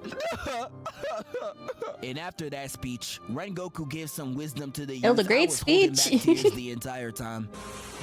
I'm not saying it was a bad death scene. I'm just saying it just feels a little artificial. Really fire arc, but once you it feels a take the little villains forced into on, account, right? This was a complete failure. Like at this point, Muzan, you gotta hang up the jersey. You dropped Enmu and It was a little Akaza, rushed. and you only left with 1 body. You guys only killed 1 nigga. Everybody on the train survived. How are you sorry at your court? But Muzan decides to try again. But this time, he enlists the help of a demon he knows will get the business done. And we find out about this mission right here. So this next mission starts with my man Lil Uzui. Hardest fit in the entire series, you could argue with your mums. But sadly, he's out here touching little girls. But Tanjiro's trying to press him, talking about some, stop touching her, you damn pedophile! Yeah, you're a pedophile, nigga! What's wrong with you? But Uzui tells him that he only kidnapped the girl because he needs to sneak into a brothel to save his wives. And Tanjiro's like, oh, you don't gotta do that. Actually, you know what? This is a perfect comparison. Uzui actually got like a whole season to like actually really get to know his character and to get to know his personality. But Rengoku didn't get that. Rengoku only got a movie. Uzui got a whole season. I like Uzui more than Rengoku because we actually got time to really get to know him and to actually see him in action outside of the movie. Outside of one singular 90-minute movie. I can code switch to a shorty real quick. Now I'm crying. He about to start hitting the wrong Suno. Was you feel me? So you know me, I put my game face on. Niggas is like, yo, where you from? I straight. We even see him out. We even see him more past the season too. He gets a lot of like scenes, like just getting to know him. And they leave to begin the mission. So we get to the red light district, and it's looking beautiful as hell. And they got 2 different missions they had to get down: find the demon and also find Uzui's 3 wives. Yes, he got 3, and they all bad. He really moving like Cardi. I got Birch on top of Birches, and I'm my Birches. Not like that though. So the plan commences with Uzui dressing them all up like females, and I ain't gonna lie, they all looking chopped. And they split off trying to find the wives. Inosuke spends most of his time trying to figure out where they're captured, while Zenitsu is the first to encounter this demon face to face, having Shorty up standing behind him, and he just felt the aura behind his back. The demon's out there disciplining one of the girls, and Zenitsu just cannot let that slide, grabbing her hand and hitting the "Hey, leave her alone, pal." Yeah, once I heard that, I knew it wasn't gonna end well for the nigga. She ends up hitting Zenitsu so hard it sends us to a flashback. That wasn't a backhand, that was a back and in fist. this flashback, we begin to learn what she's That wasn't really even about. slap, damn. She was going around out there killing humans, and during her off time, she was messing with her sneaky link, being Muzan. And Muzan was really putting that game on her, selling her straight dreams like any pimp would. Like he was really in her face talking about some, "Daki, you gotta be the most beautiful girl I done ever met." Really? Line straight through his teeth too. Sorry, I put that on me. Stop the cap. We don't even actually. Now I'm crying. Muzan really moving like this. Straight lies. Yes, you're the only girl ever took here to get ice cream. You're special. You promise? Word to bro. Say you swear. Word to bro. Think you promise? Word to bro. Be positive. Word to bro. Yeah, I ain't gonna lie. The bro in question is definitely 6 foot under. But we find out she's been running this town like she's Suge Knight for the longest. And she captures Zenitsu like an Among Us kill, leaving Uzui, Tanjiro, and Inosuke to figure out the rest. And after some exploration, And you guys know who Suge Knight is? Am I the only one that got that? Wives, they finally reveal exactly who the imposter is, with Tanjiro pulling up on her before she devoured her next victim. She straight up slaps Brody the Bonnie Blue's home B in the streets, and this is where they really get to boxing. I don't even know if I can call this a battle. This was really just Tanjiro fighting for his life. This man's pulling out everything in his goddamn inventory, only for Daki to be like, "Light work, no reaction. Just eating them hoes like it's barbecue chicken. I'm talking finger licking good special." And while Tanjiro's over there giving it all he's got, the side characters got the easiest mini boss known to mankind. Like all they had to do was fight an overgrown Laffy Taffy. Are these niggas serious? This fight was so easy, it literally became an aura farming contest between Zenitsu and Uzui in front of the Huz. I'm telling you, every light-skin tactic in the handbook was used. Off-guard photos, nigga check. Unnecessary mewing, they got it too. They even showing off the jawline while nonchalantly showing the tattoo like, "Alright, big bro, we get it." Yeah, we see it. We see it. These niggas. Like you already got 3 baby mamas in harmony, nigga. What more could you possibly want? While they out there showing out for their shorties for whatever reason, we get back to Tanjiro fighting in the depths of hell. While they was out there worried about some poom, I'm seeing niggas dying. I'm seeing bodies gone. I'm talking him, bodies. But if I was Tanjiro, I would have been real life sick. I'm fighting to my last breath while y'all out here running 2-mans on the job. Nigga, fuck you. But when Tanjiro Poor Tanjiro is fighting in the depths of hell right now. He truly locks in. First off, I ain't gonna lie, he looked tough as hell. And number 2, he was really beating her ass so bad the Muzan cells inside her started to get PTSD from the swordsman that whooped him years ago. But this is truly the aura loss of hell. How are your cells in another nigga's body getting shook by an op? Like, I'm actually crying. Niggas be fake demons. But Tanjiro uses all of his energy, and his tank is now on E. But before Daki could knock her out, Nezuko hits her with the right leg slam. Got Shadi doing all types of poses. You don't got a single song where you should be doing this. And while Shadi's on the floor crying because she's out here looking like Gus Fring, Nezuko real life hits the Gohan. She said, "And I won't watch this anymore." Get getting herself a new transformation and she starts going crazy. She starts off by flying in with the kick. I thought she was gonna hit the Mbappe! Nope, I was wrong. Limbs cut off. Congratulations, you are now Gohan. But do you really think Nezuko wants to be weak, crippled, and dead? Fuck no, baby. Using her lost limbs as bait and stomping on her head like a Goomba. And Nezuko real life starts wilding, stomping on her limb for limb, like Batman when he finds out you jaywalked. But this is where Daki starts screaming, hitting the "Get off me!" spilling Nezuko's blood all over her, and that is exactly what she wanted. Because she immediately gets hit with that Holy Ghost fire, scorching her down to the bone. And she really comes out the shadows looking hella chopped. About to go scar for scar with Todoroki, that's tough. Only for Uzui to come in and chop her head off. And yes, nigga, we see the drip. Piccolo has truly caused a meteoric aura farm rise. But that was not the end. Because materializing inside her body like the CTE inside Draymond Green, Gyutaro. And I truly hate when video games do this. The second phase is becoming when you're least prepared, be on your last weapon, and they're like, good luck, nigga. Like, bro, and Uzui tries to stop the transformation before it happens, but he fails the quick time event. And I ain't gonna lie, this gotta be the craziest I've ever seen. Not even 3 seconds out the womb, and he's already proven why niggas don't pick gay son. Because his first 10 seconds alive, he's out here glazing for no reason, mind you. Talking about some, you're so tall and nonchalant. I don't think. I just know you get all those. I don't think he was glazing. I think he was just extremely jealous. Aw, hell nah, nigga. Shaboing boing. Get the D out your mouth, bro. And the sister's not helping the case too, cause she's also in the corner just glazing, sucking that boy off. Like, goddamn, you really got gay son and thought daughter. I ain't gonna lie, at this point, just slime me out. Listen, boy, I appreciate the glaze, but I don't sway that way. Hey man, do not call me boy. I go by they, them, because I am literally 2 niggas. Yeah, they definitely got that failed fusion dance from Somalia. Uzui hits the Simon dash attack, but they hit the James Harden step back. So he decides to hit everyone's favorite abortion technique, kicking the little nigga and slamming Shorty in the stomach. And Uzui immediately tries to go for her brother, swiping at the neck. Pause. Almost missing, but he puts a switch on that bitch. Almost cutting his head off like a Roblox character, but he parries it out the way. And when my boy gets rushed from both angles, he decides to drop the bombs. Shout out my nigga Osama. Not this one, this one. Exploding the entire area, leaving Uzui to run the fade with Gyutaro alone. But while this straight cinema is happening, we got Tanjiro kind of doing whatever. I don't even know what he's up to at this point. Zenitsu and Inosuke literally spend half their time fighting against ribbons like, scary. Shut up, man. We get the coldest fight in the entire series up to this point, with Tengen and Tanjiro literally going all out throughout the ruins of the Red Light District. When I tell y'all this fight is one of the best animated that I've ever seen, I am not exaggerating. It is truly one of one.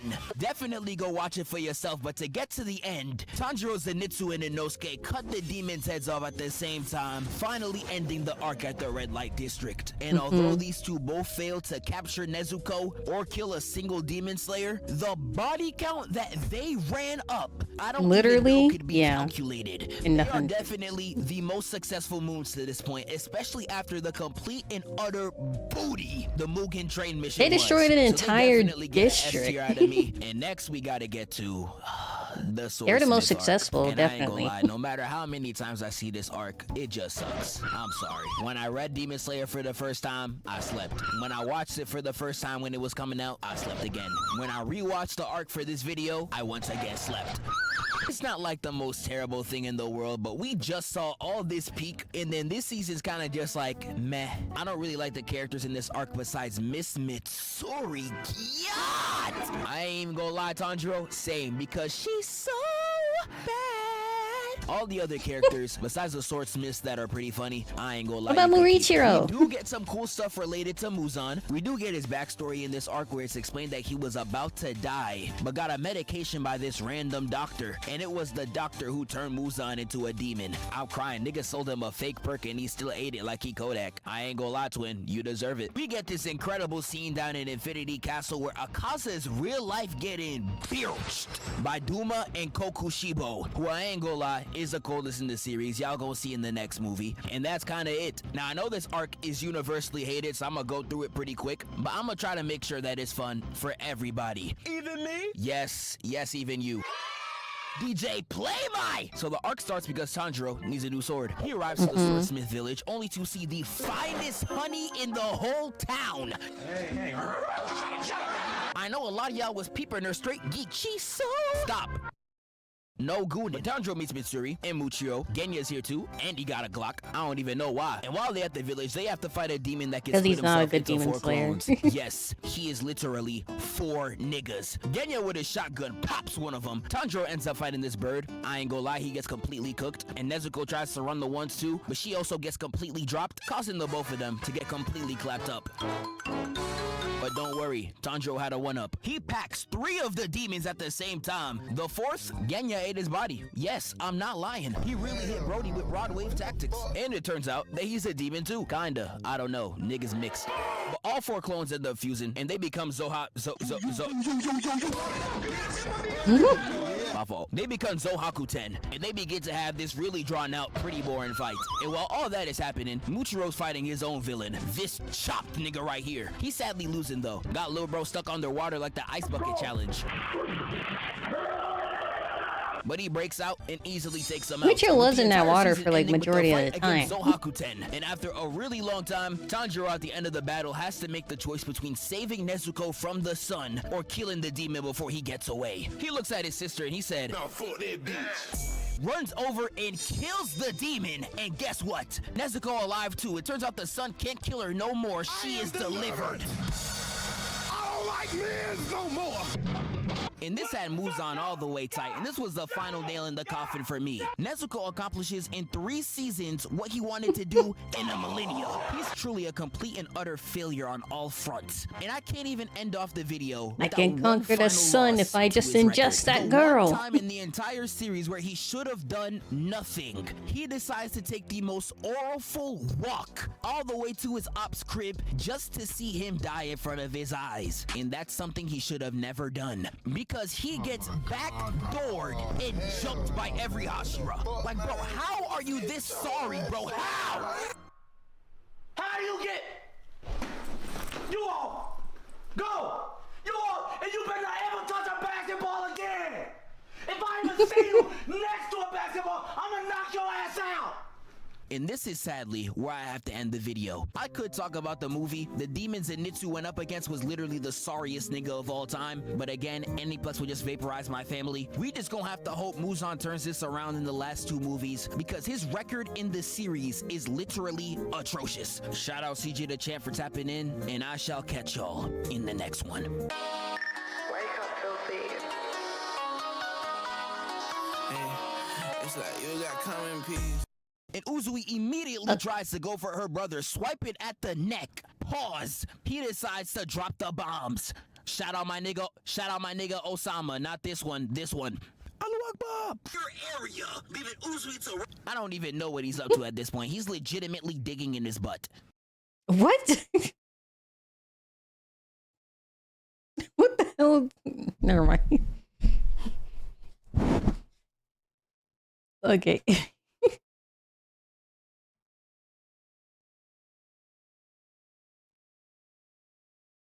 That's all we'll be reacting to today.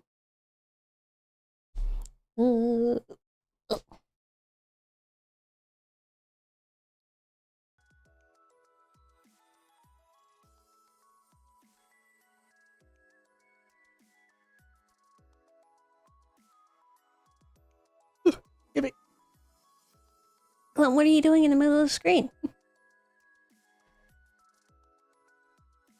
Move, buddy, move.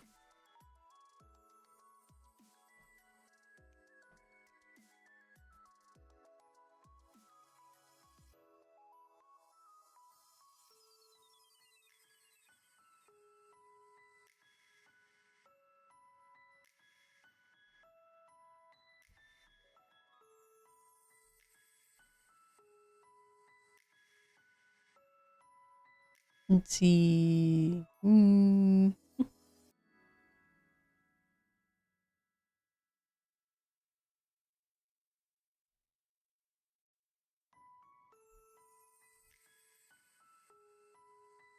Let me get Hollow Knight up real quick.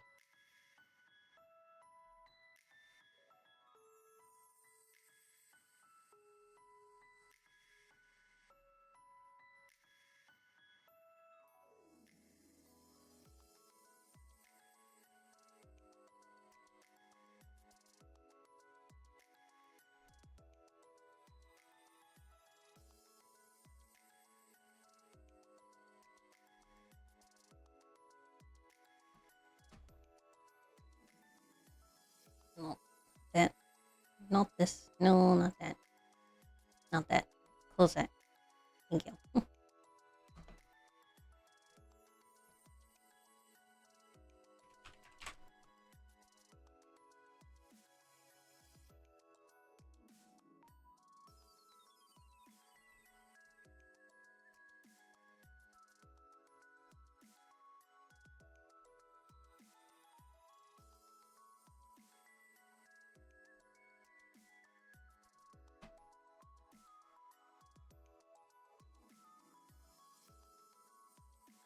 Steam.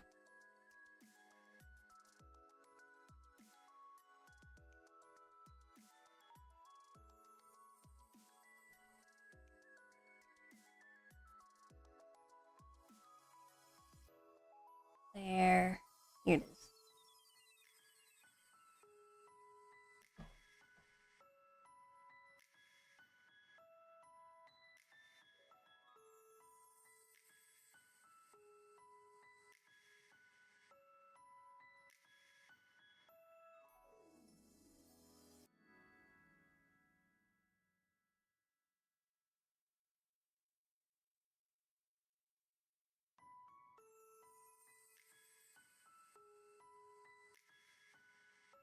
Switch game to Silk Song.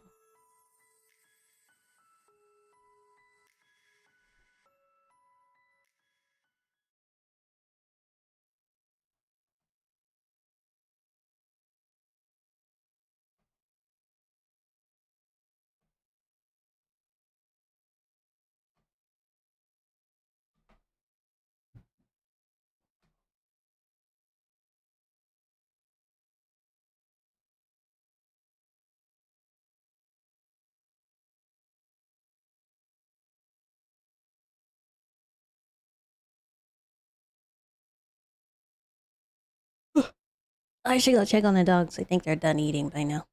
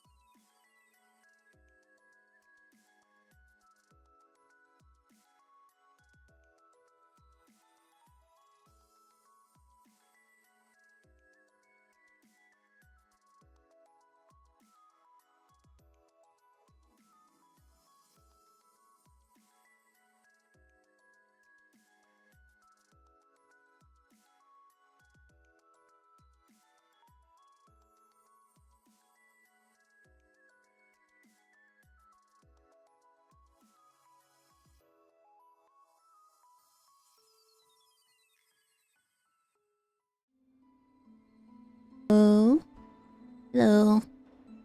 I'm so sorry.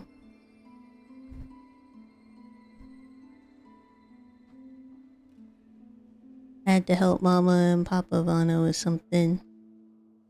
Sorry I suddenly disappeared. But I'm back now.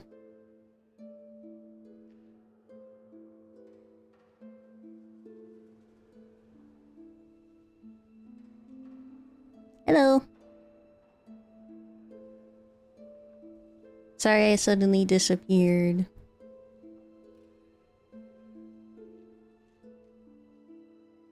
Welcome back. Thank you. Mama and Papa Bon needed my help with something. Like a family thing. So I apologize.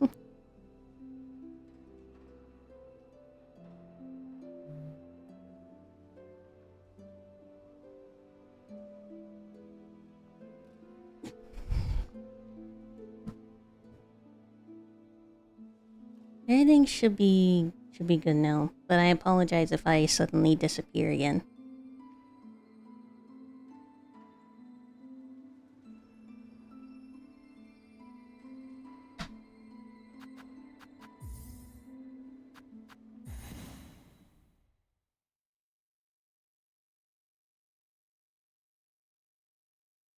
Hi, Karu. I hope you're doing well today.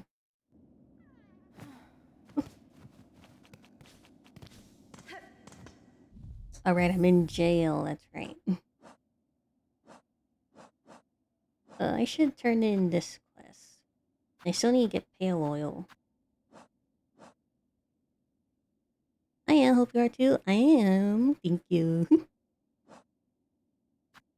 I think what I really want to do today, I definitely want to go find probably a whole bunch of tools I missed.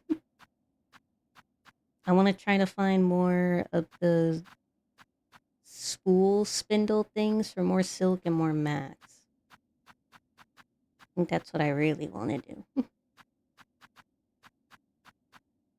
Should also come back down to these lower parts.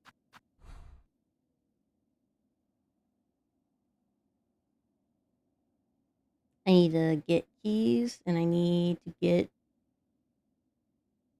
more silk and more mats.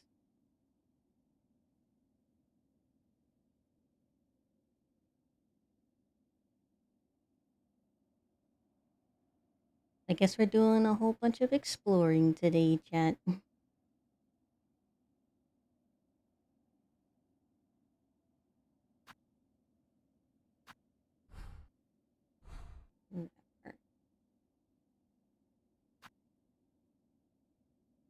You should also check this out.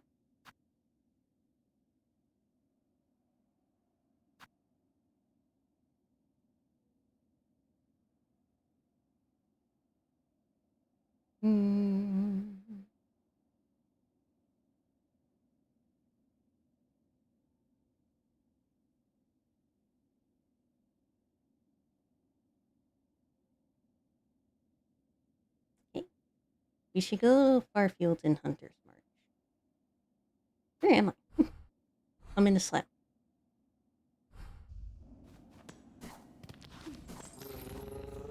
Hey, Belly. Let's go to Farfield. Wait, I should check Bone Button. Maybe. I know there's still a shopkeep that I keep remembering I need to save money for that, for their store, but I keep spending all my money.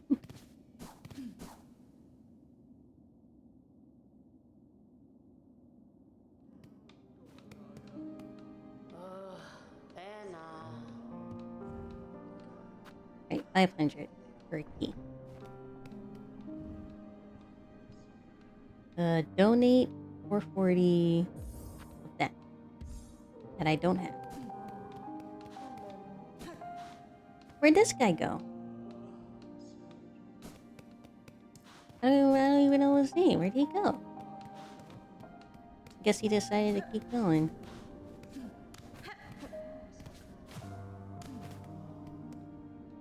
Chakra's not here.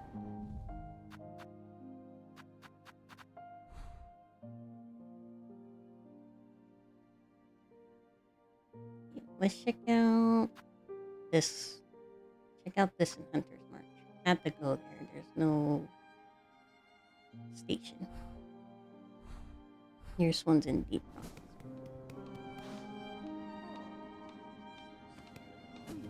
This one? It's a donation one.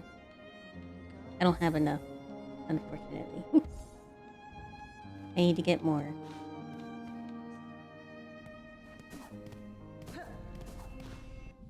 Wait, don't I have? Hold on.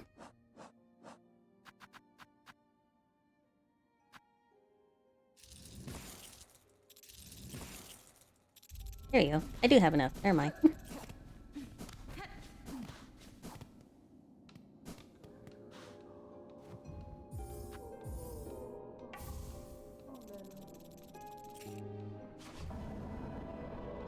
An icon of hope. Wish granted. Nothing else.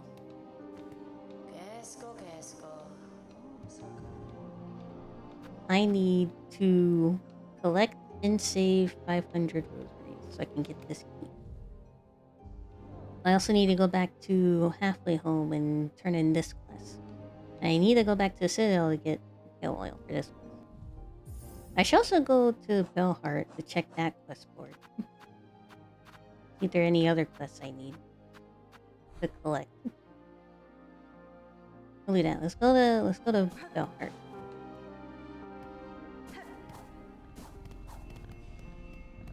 Wake up, Ellie.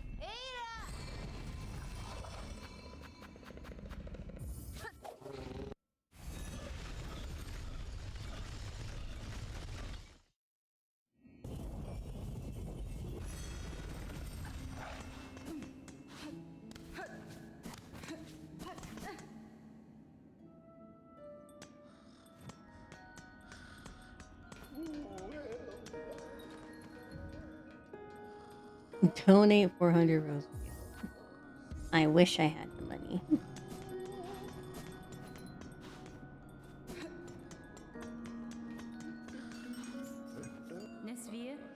You seem hard at work, good book. Are you Hunter? Of a simple sort, I'm a pond catcher around these parts, the last remaining, in fact.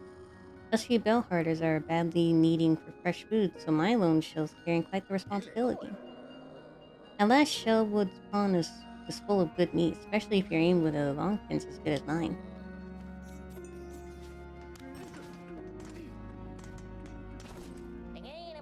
Miss Saving, thank you again for you and your big blade.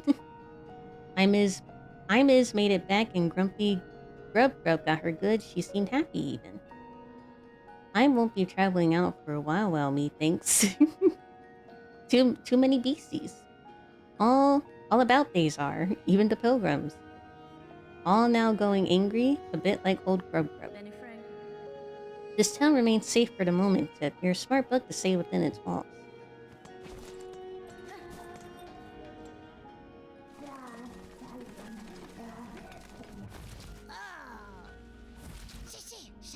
I smell something on you, heavy with the past you are. You have a relic for me, don't you? Here you go. Yes, this fits my collection. Well, look then. Look at what I have.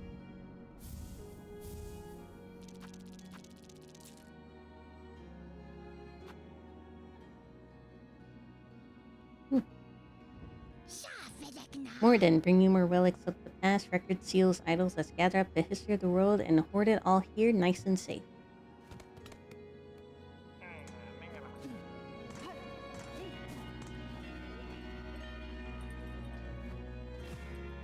She's not here.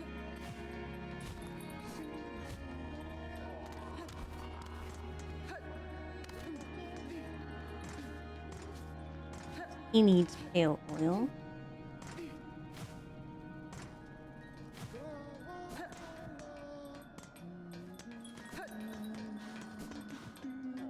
And this quest wants 400 rosaries. Okay, that's about all we got over here. Hey, Billy. Let's go first.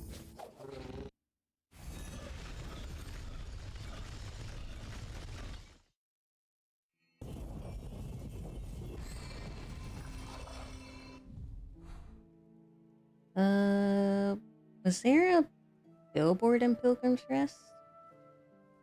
I can check. I don't remember.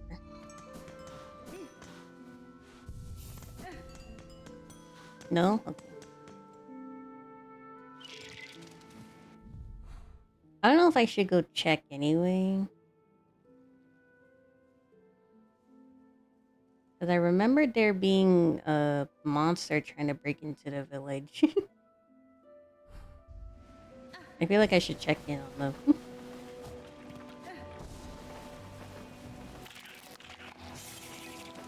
Oh.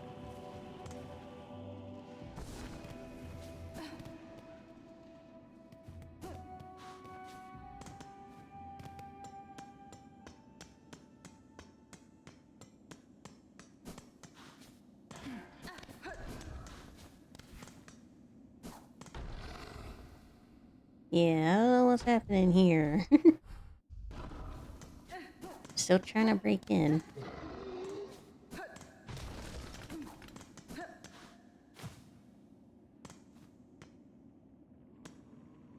Well, it's you. You went all the way up here all by yourself? Well, again, what a blessing to see a familiar face on this treacherous climb. Greetings, sir. I see you have begun your pilgrimage, or else set out for your own sake. Either way, I'm glad to see you are unharmed. Not quite unharmed. I'm suffering my share of scrapes and burns.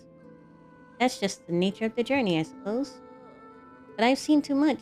Great metal structures and vast scorched fields. The grandeur of it all is humbling indeed, even for one like me, who was so humble to begin with. I'll rest here a little longer before resuming my climb. You had stuff, right? Back here again is a strange pilgrimage that bends and doubles back on itself. Still, you may as well take the opportunity to share your rosaries.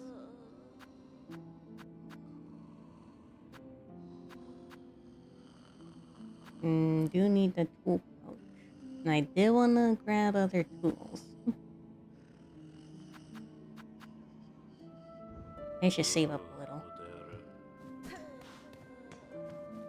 I don't even know your name, little guy. Never shared my name with you, did I? Awfully remiss of me. It's Pilby! Oh, that's adorable. Been nice spending time with you, miss. Likewise, sir. It's been some time since I had such ample opportunity for friendly conversation. My name's Hornet. It's good to be properly acquainted at last. Hornet, strong name, that. It surely suits you, miss. Oh, Pilby must be protected. I've got a long way to go and more to see. For now, though, let's rest a little. We'll rest a little while, eh? Little Pilby, that's adorable.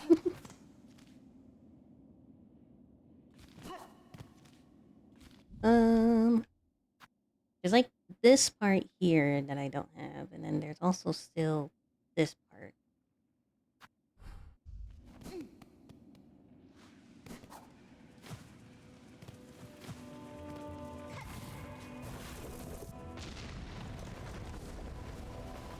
That's just there. Okay.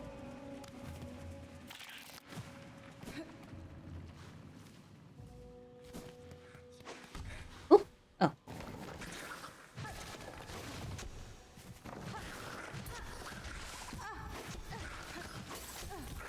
Ow.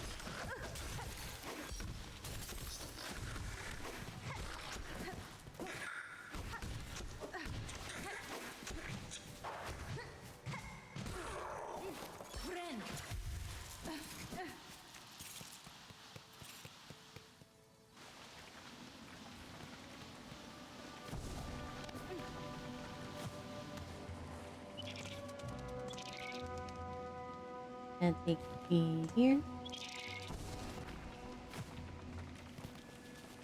This is where chakra was.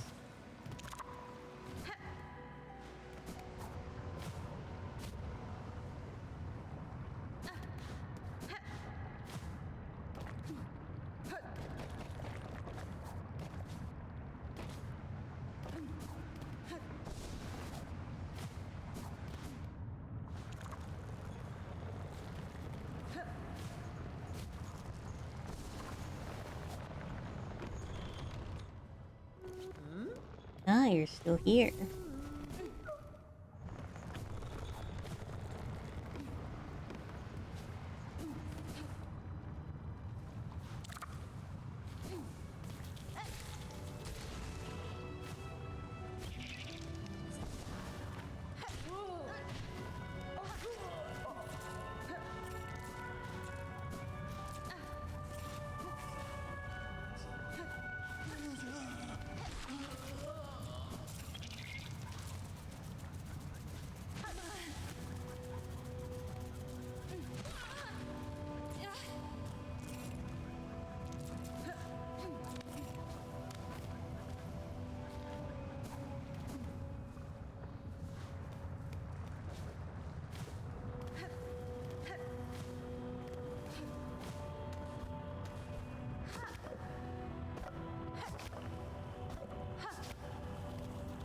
someone's house.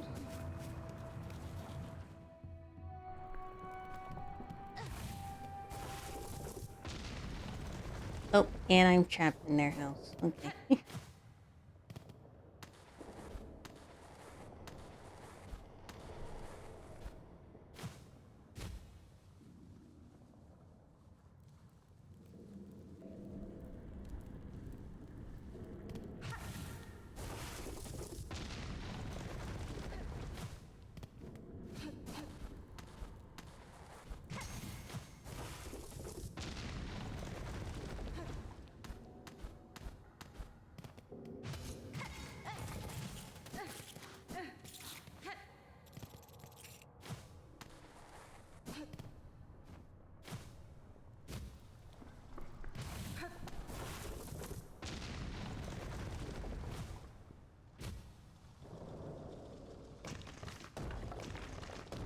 Oh, jeez.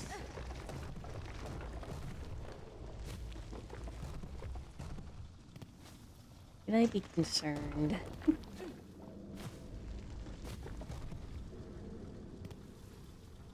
You're going down pretty deep.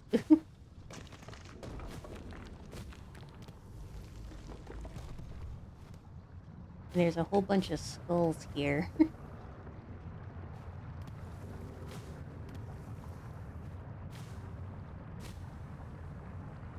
Doesn't seem fine.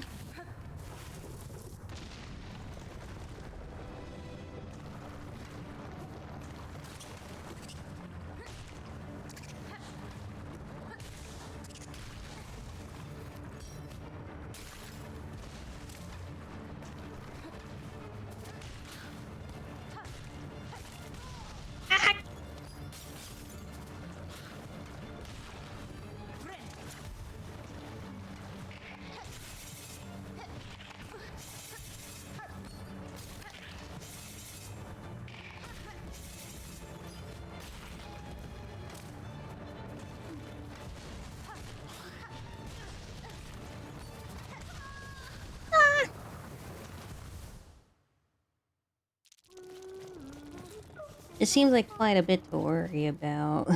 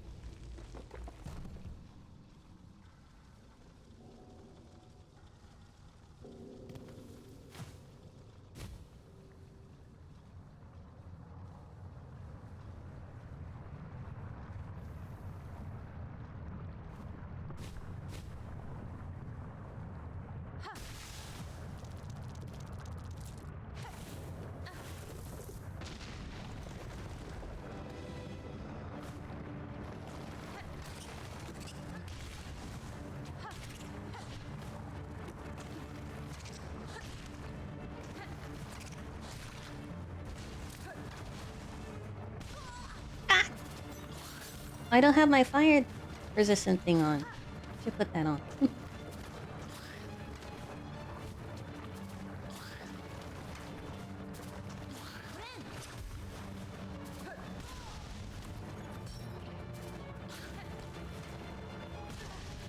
Ow. Ow.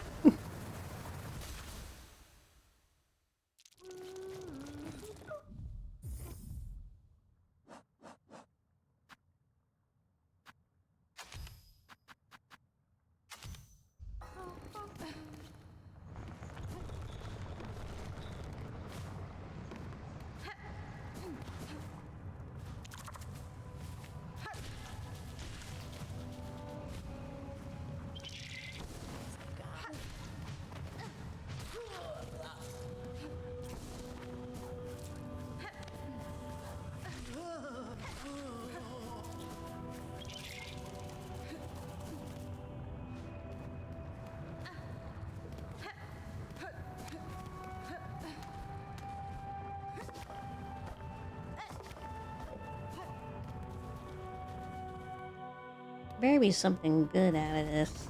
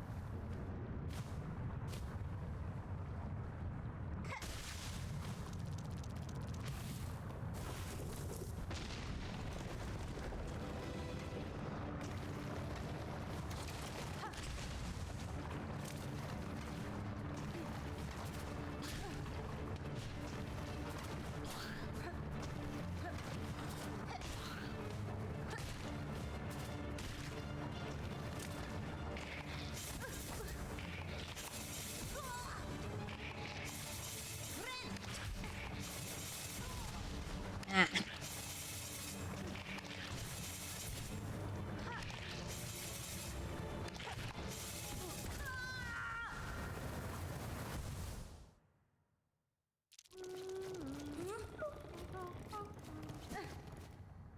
You just have to be right next to each other. Thought that would make it easy, but no.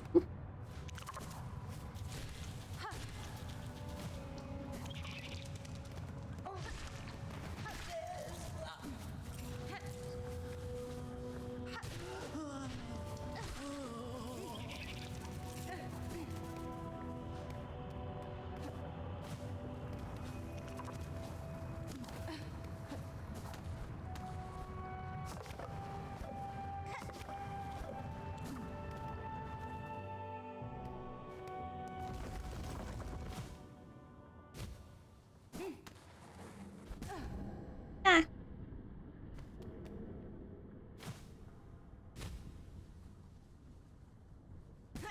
Oh my goodness.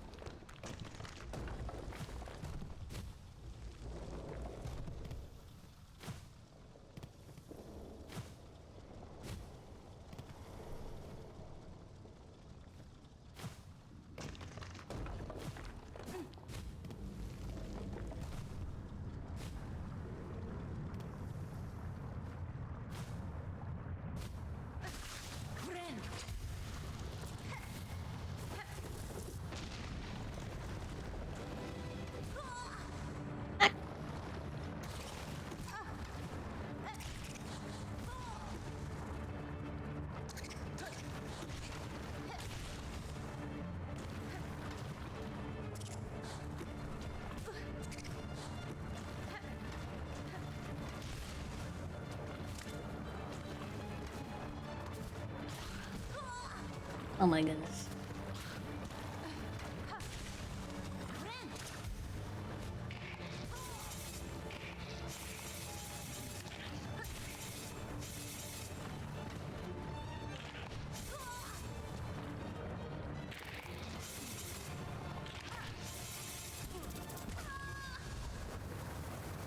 I never liked those guys.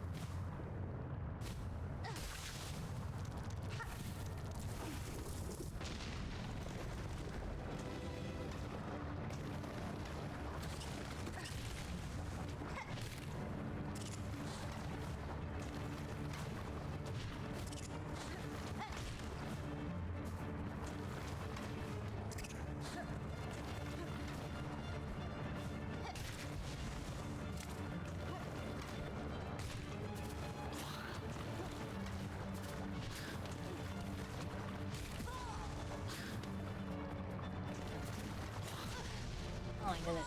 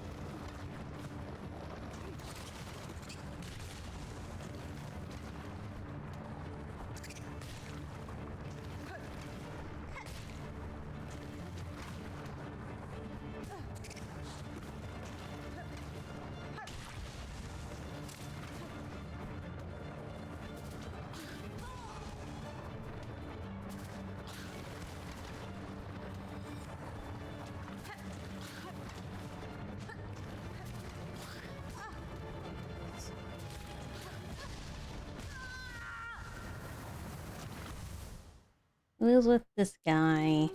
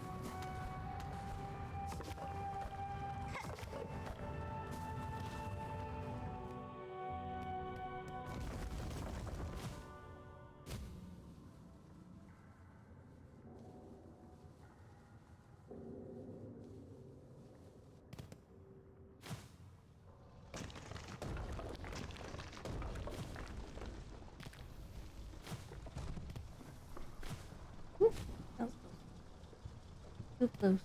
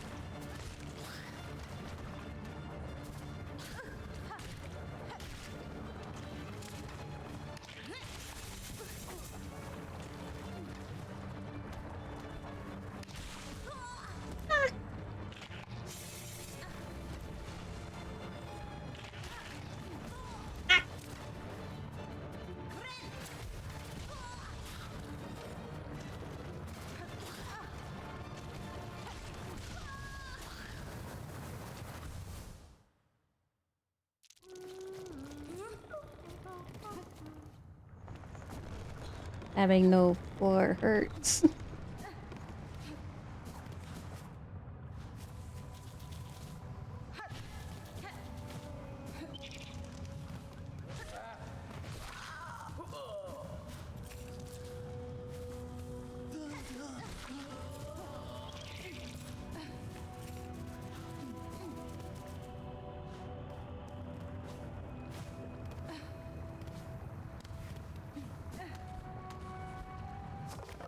You're so right. I can't heal in the air.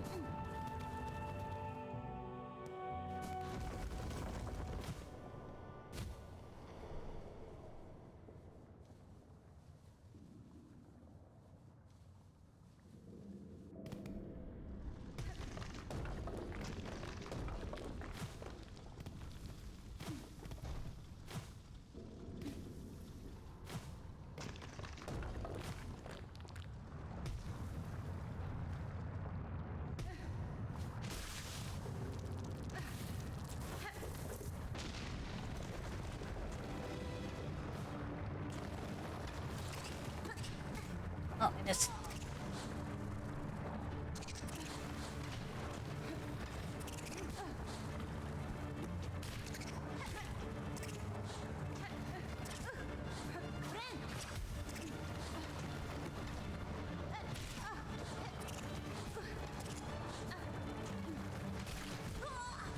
Hmm.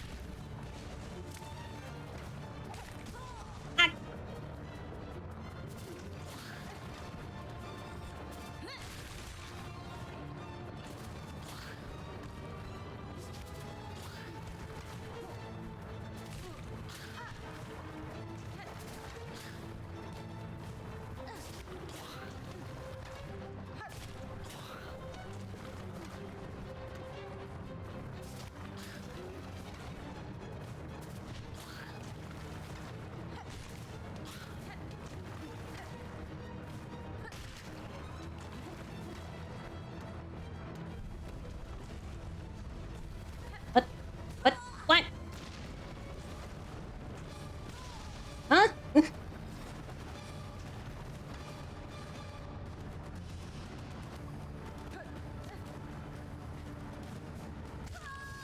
Ah! You can't put me on a parkour timer.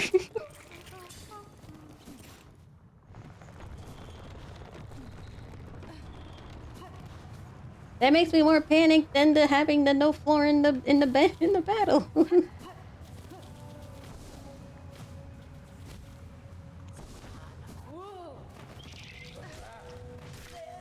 Now I gotta do it.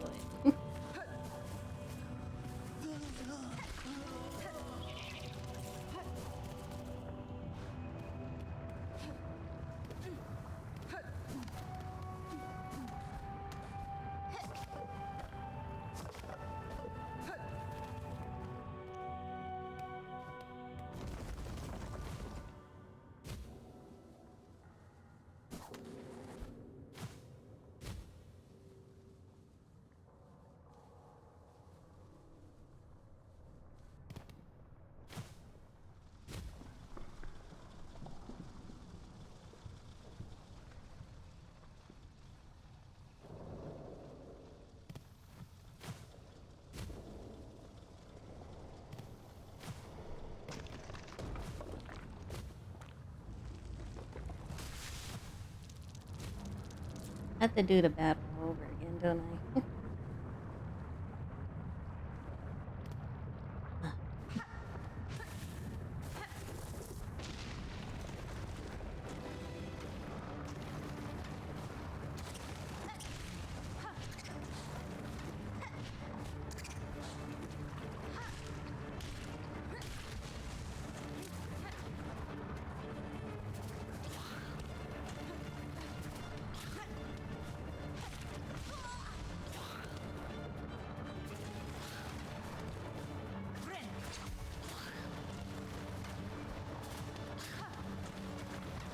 Get down here. I can fucking hit you.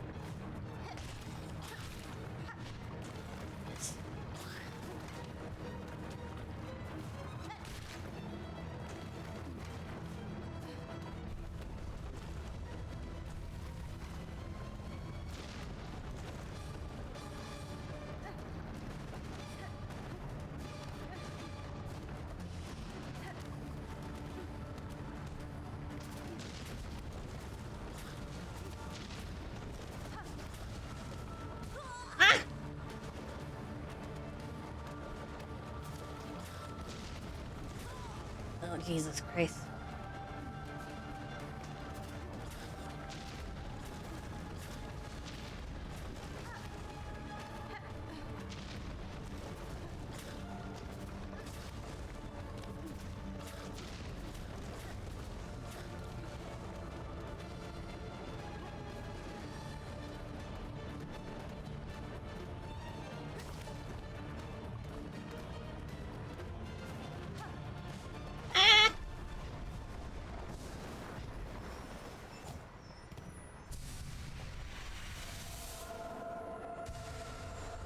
Or a mask?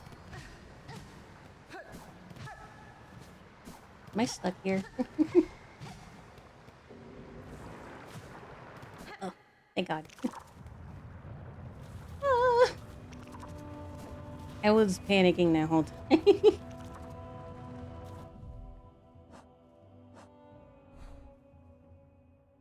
The mask was worth it, though.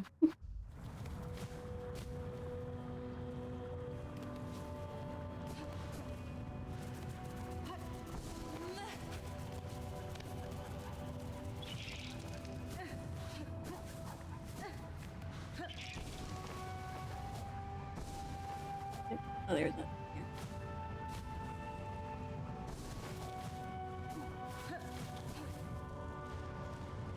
Okay, now we go over where that bench is, the one I'm blocking. First, we're gonna get this one, because I'm half dead.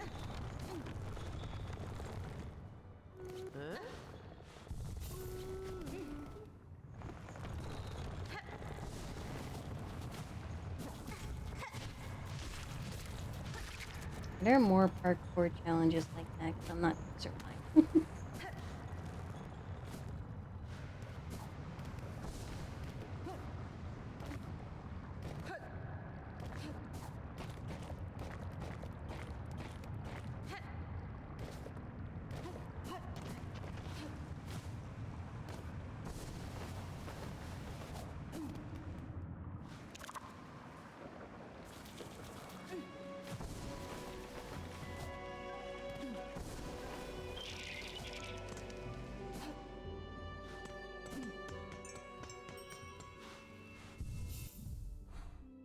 Next, we go to this part.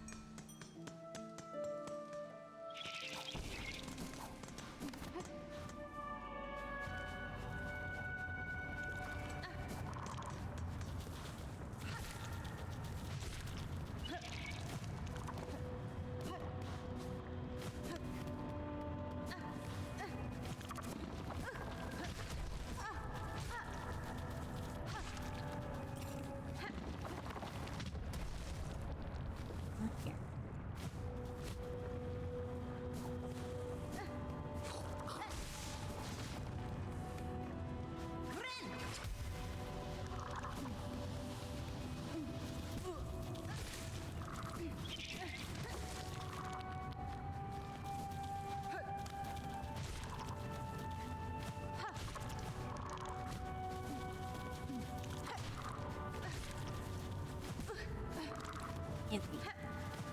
Yeah.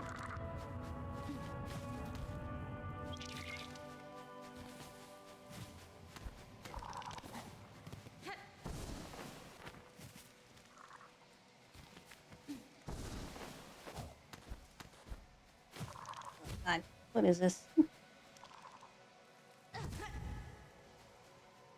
More parkour.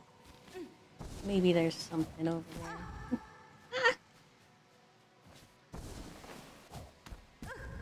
I'm gonna die.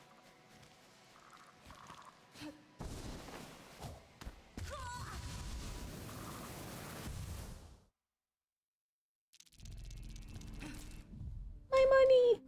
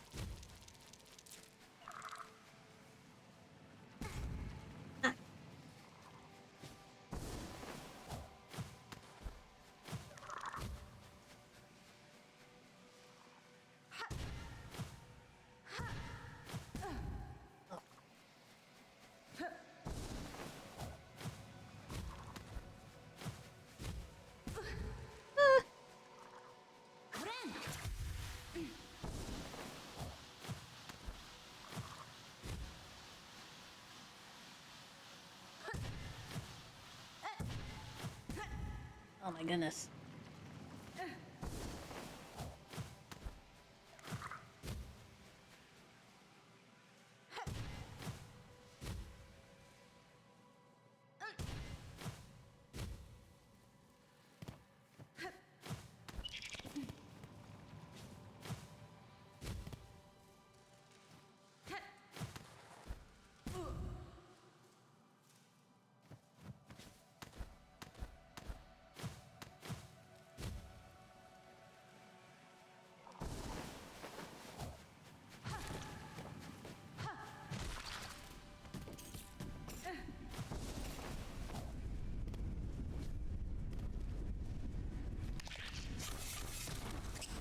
Oh, this just takes me to the outside of the... No. It doesn't? Oh. Money! So much money. Oh, and a shortcut. That's nice.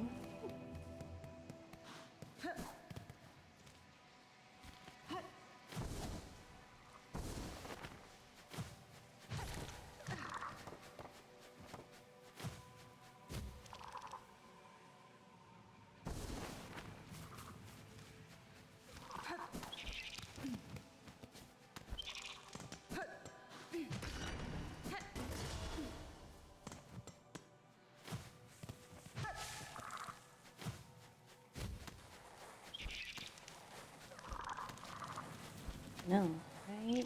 That was it. More money. Yeah, there's lots of money over here. Okay, that's basically it over here, it looks like.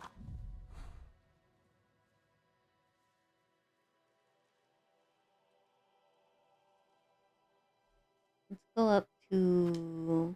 I wonder... Who's blocking me from here? Oh, check.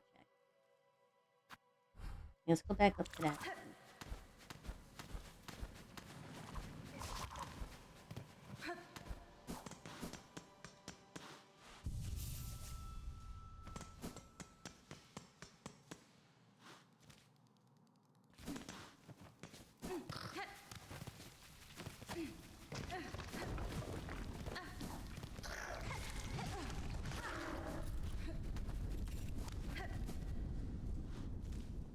What was over here? Some enemies.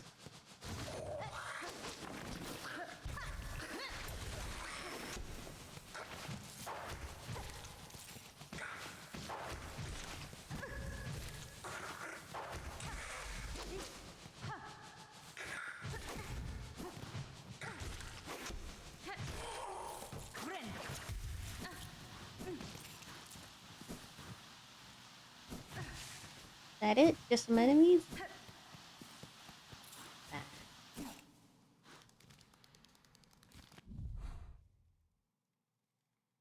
Yeah. Well, I can try this out. I think I can keep going here. I can try it over here. I want to go up here.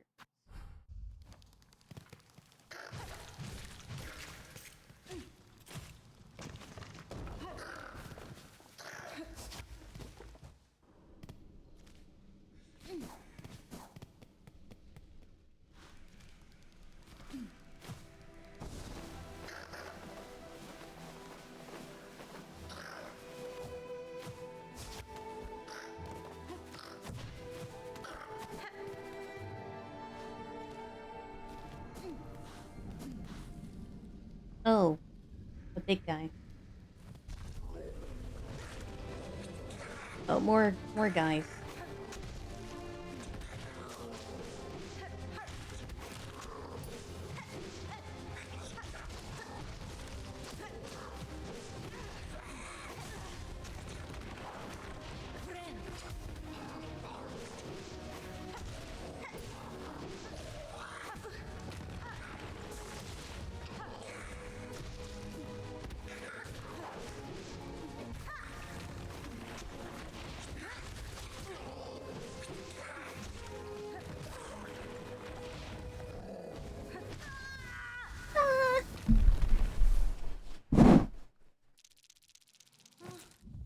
I like all the way back. Oh, I should got that bench.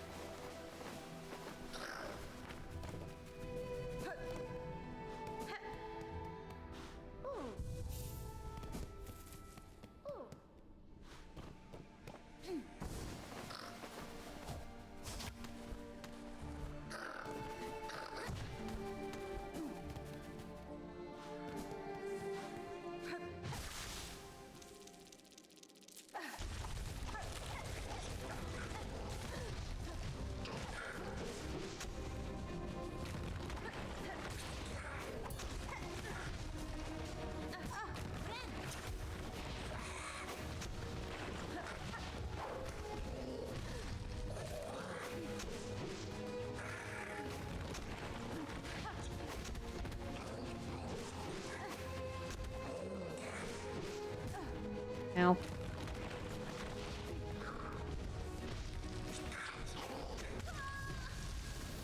I need to get rid of the flying one. Flying guy's gotta go. Oh, wait. Hello. I was shocked. Discovered again so easily, like a hapless little hatchling. If you're going to make a sport of tracking me, I have to redouble my efforts at camouflage.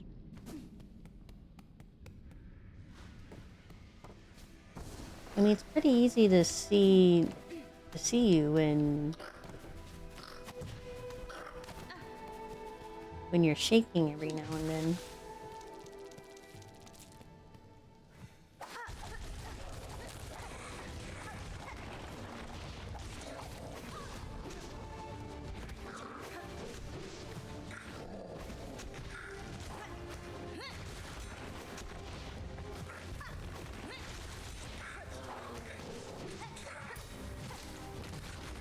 There we go. Got rid of that one.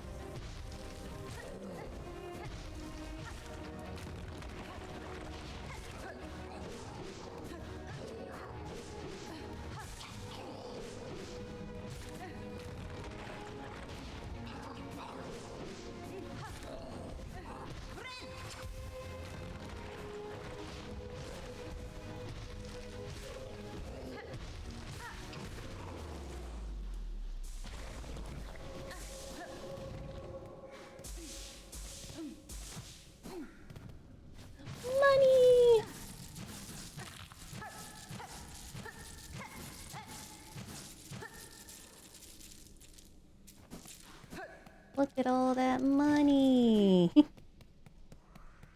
I could buy the key and tools and then some.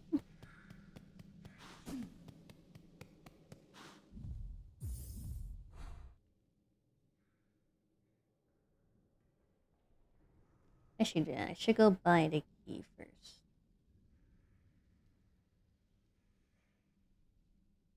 And then go all the way back down to deep down.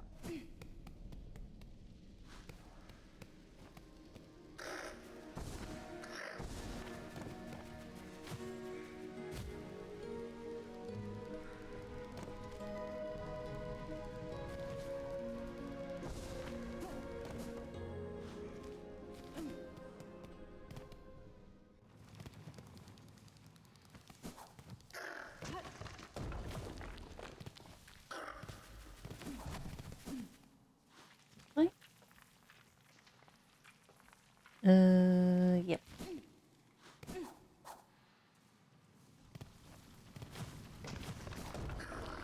We're gonna go back to the bone. Woo! What the heck was that? Someone just fall?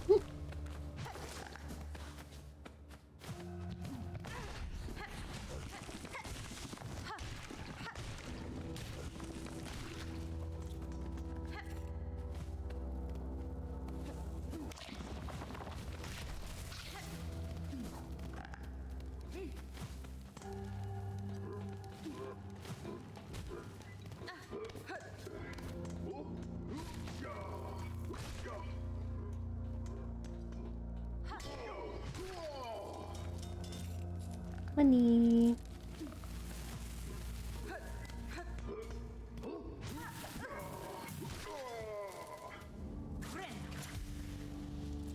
I do very much like me money.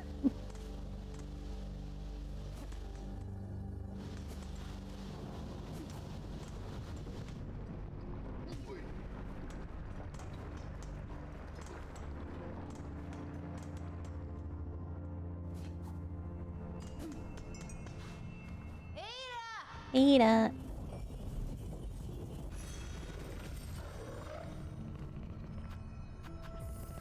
On the bone bottom, we're gonna buy the key.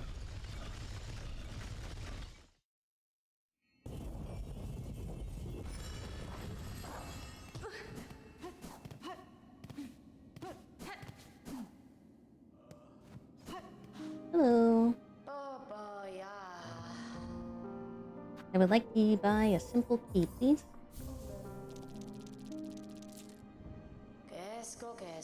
Can you trade the last of my supplies so I've got no more excuses to linger down here? This will be making my way up to the Great Citadel. As holy as I am with rosaries, I'm sure my path will not be an arduous one. Well, oh, hello. Glad I caught you for a moment, miss. You've done fair service to this camp, given much more than most. I've been thinking on all your efforts and set to making a little something to repay him. It's only a token, really, but I put all my talent into it, much as I got something to keep you company on the lowly road above. Hold on to on your travels and remember that you're always welcome down here with us. Aw, he gave me a hornet statue? Made it himself, I guess? Nice. You in the cloak. Pray tread softly. I am meditating, gathering my faith before my pilgrimage begins. My steps are soft enough, madam. If I disturb you, it's not my intent.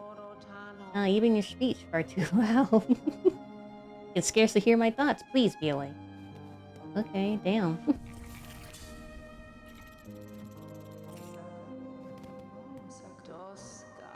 I must listen carefully and pray with uninterrupted devotion. Only then will my faith be strong enough to carry me upward. They obviously don't want me to talk to them, so... Let's see...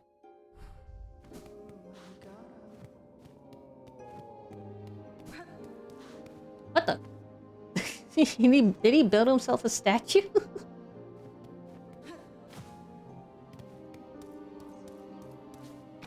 Quite bold, I must say.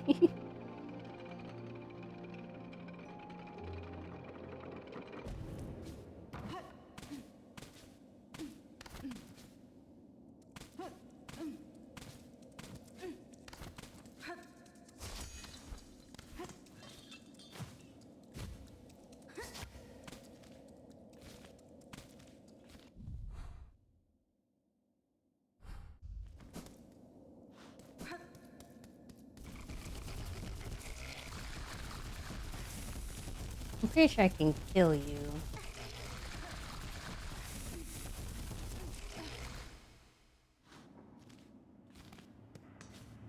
Oh, there's worm ways. Hold stone gate with a simple keyhole. Use simple key.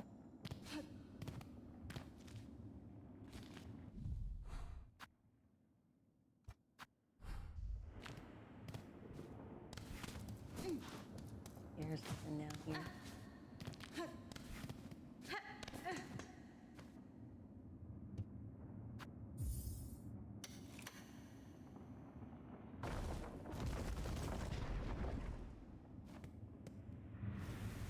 What's in here? It's part of wormways.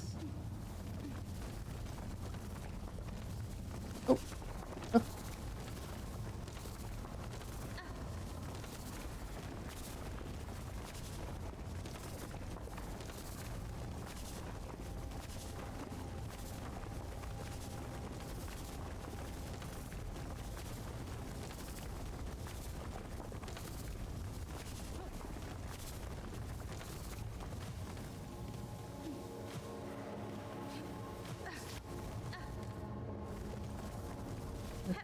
Okay.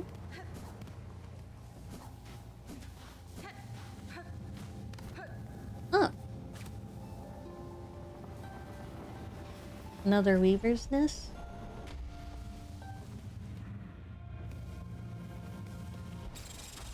Oh god. What the hell is that?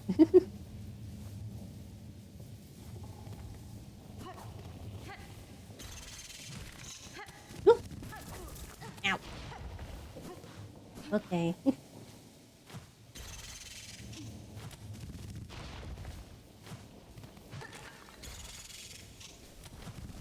I'll just ignore those guys.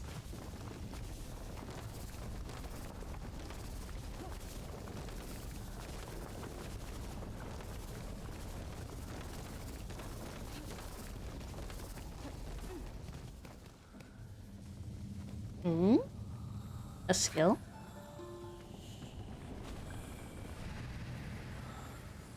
Daughter of a distant land, we who remain have waited long. Bind your strength to ours. We claim the future of our haunted kingdom.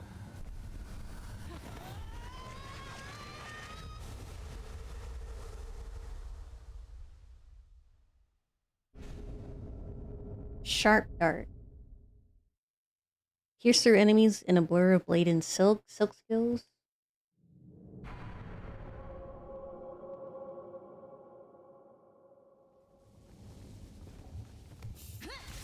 Oh god! Almost killed me, damn.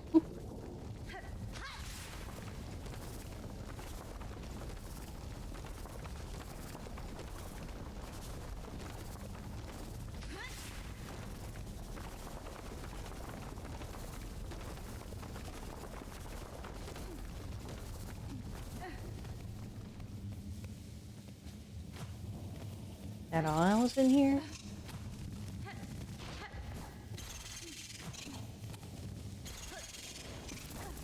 Ow.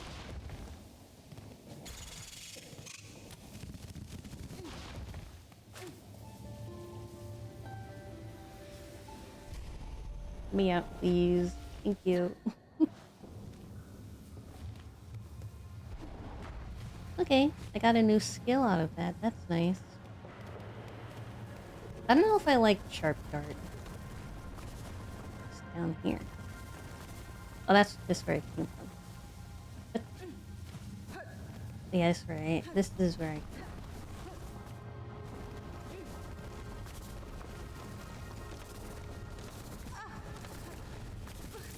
from. Ow. Okay. Wormways? Damn.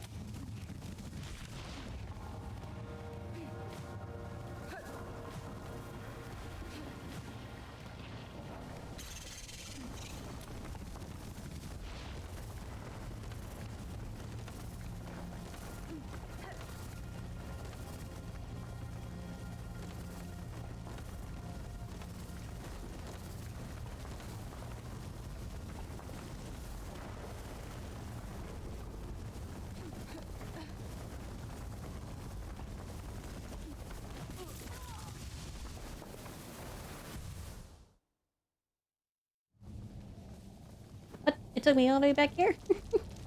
My money!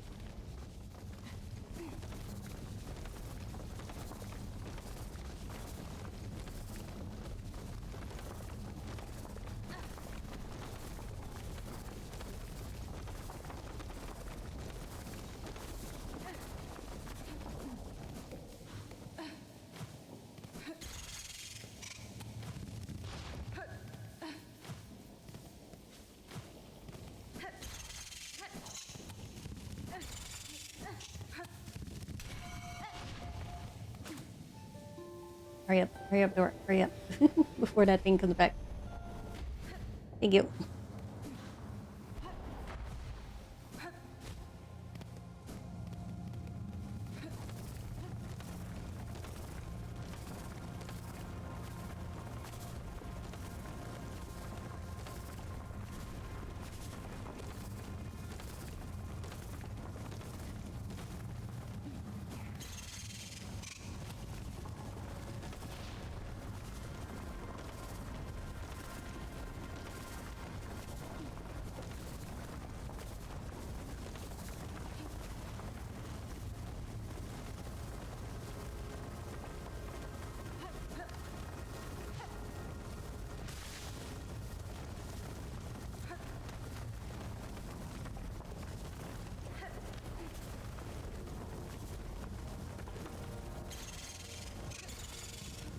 Okay.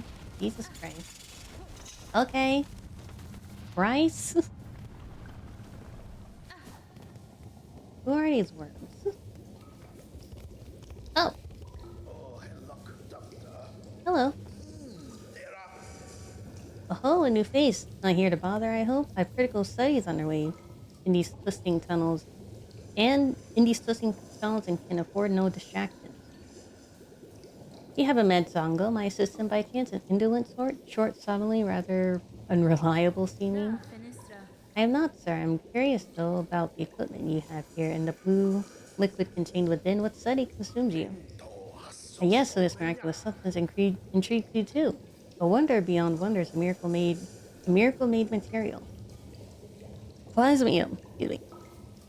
A naturally occurring elixir with no equal. It heals wounds and strengthens shells. I suspect it can even defy death itself.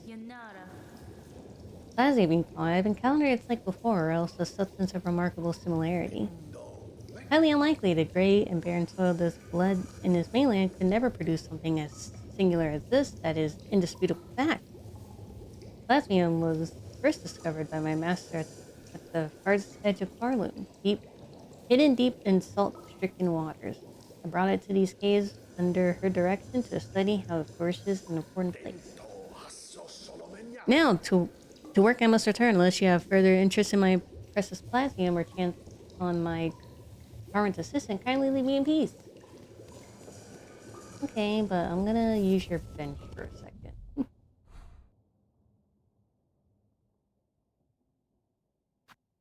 There's still more down, and I haven't went here.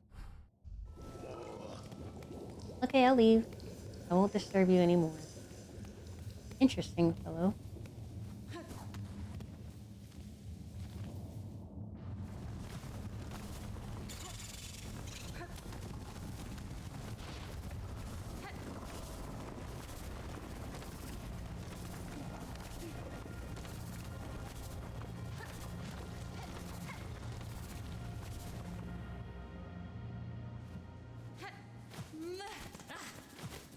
Oh god.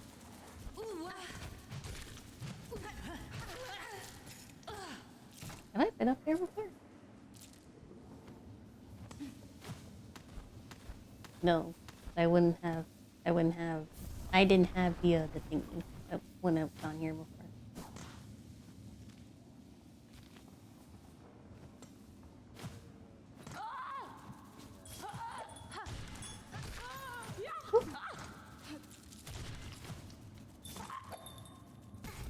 Ow!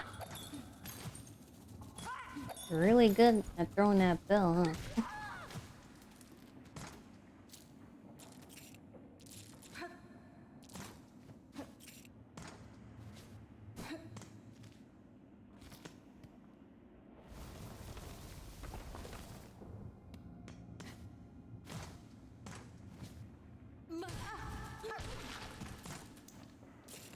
rosaries. They fell into the spikes. Ooh. Oh, whatever.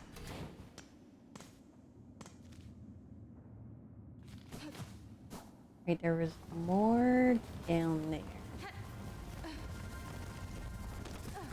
Ow.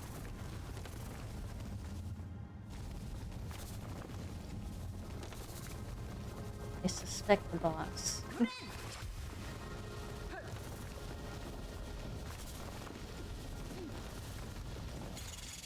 Oh god.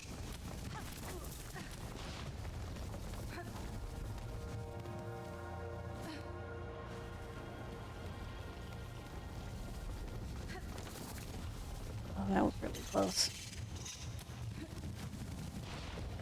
Why is it so dark in here? I can hardly see.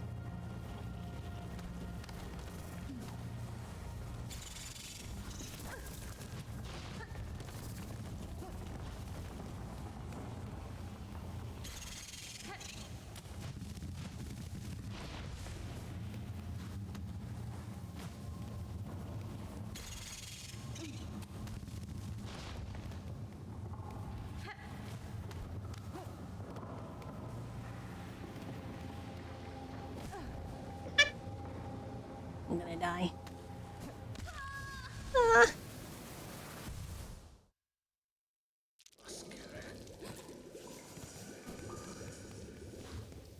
I was in the process of finding your assistant.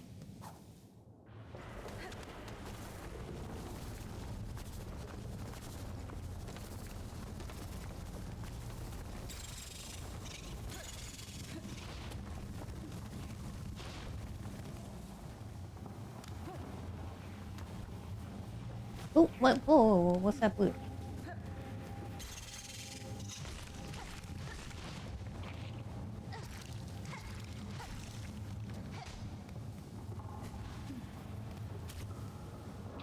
Hmm. I don't collect it that way.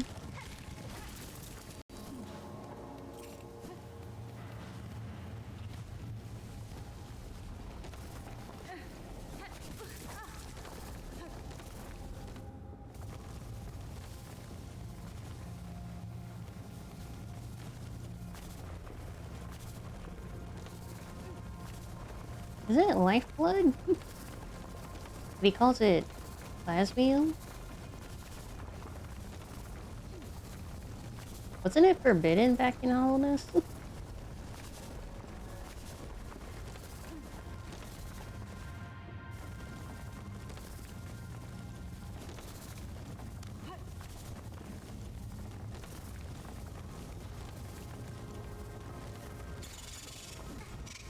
Yes.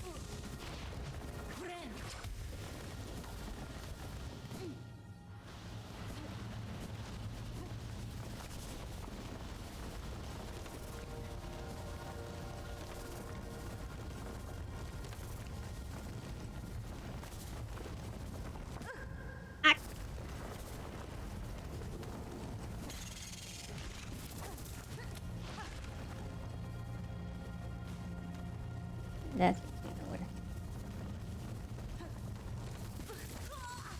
No, my rosaries! Oh, I don't like worm ways.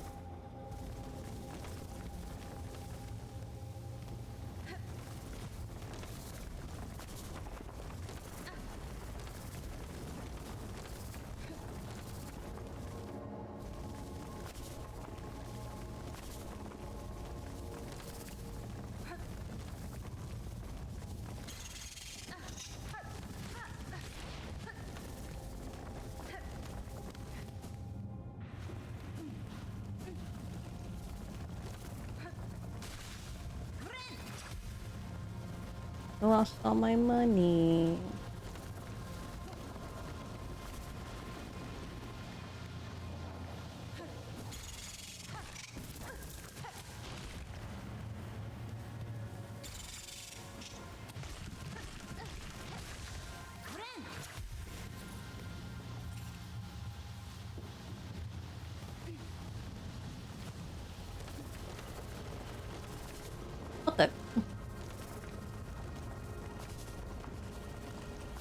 there 3 just now? I seen things.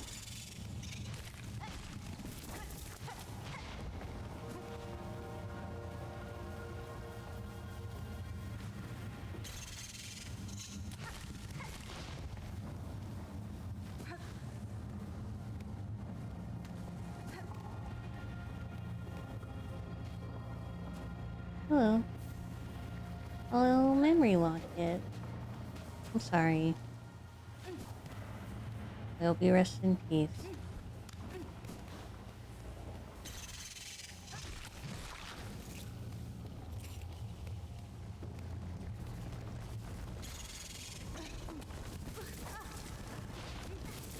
Ow! Oh my goodness.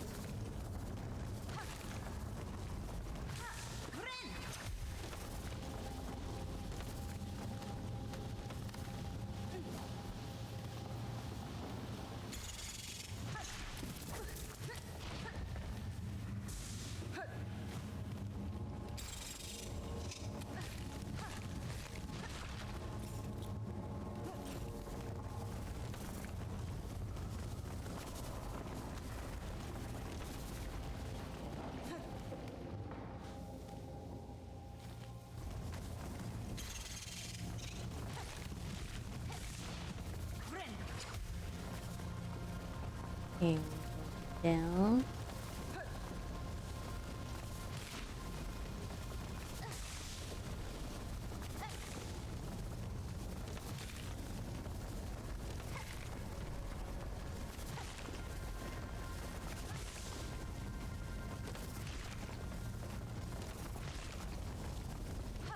I don't think they can jump me, but at least I can get so.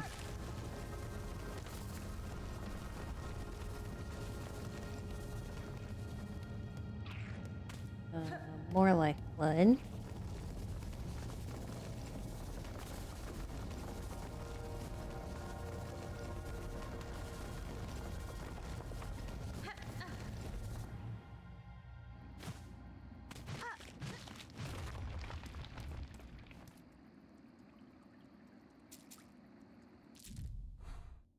It takes me back to here.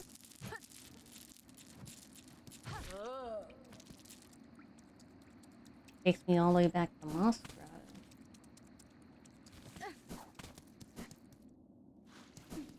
I can't tell exactly where I am.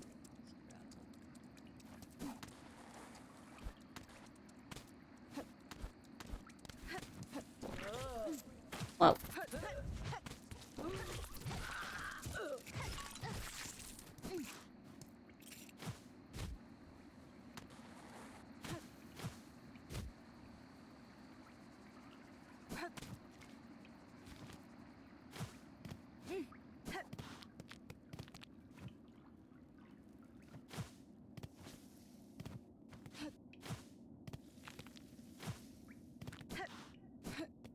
Hmm.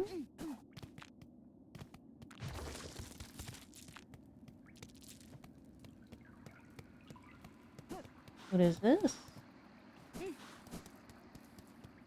I'm a little scared.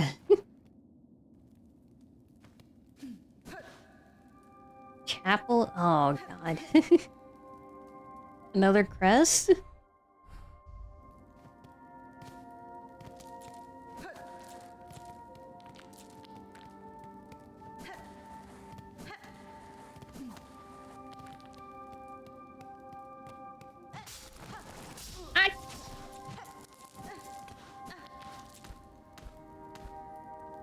I don't like it. they put down traps? There's traps?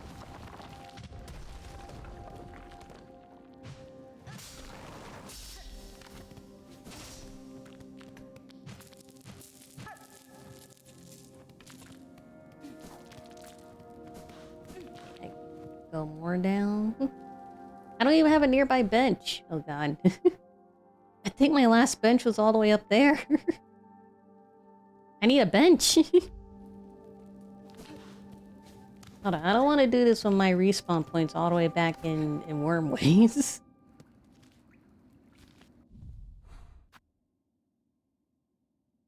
I'm gonna mark it real quick. I'm gonna get a closer bench. One preferably not in worm ways.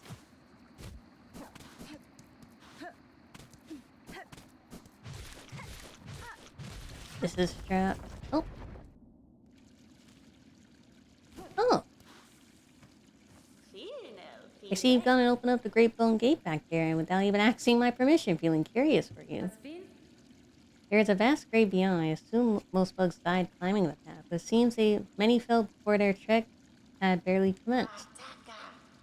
Aye, lost their lives to beasts or to luck turned rotten. Others were simply formed too frail. At least those poor souls can rest together. Death, the eternal promise of our eternal kingdom eventually it claims us all. Can I just grab this bench real quick? A bench. I just need a closer bench in general.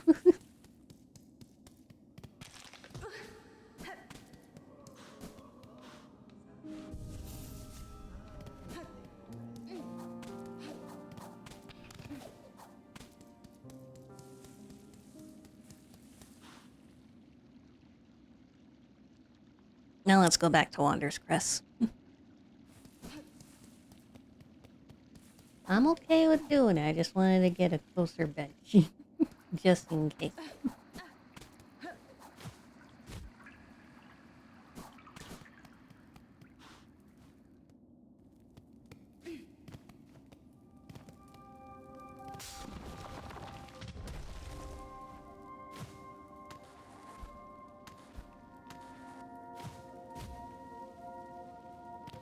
Just making sure. Hello?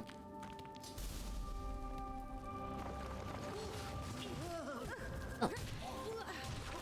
What are all pilgrims doing here?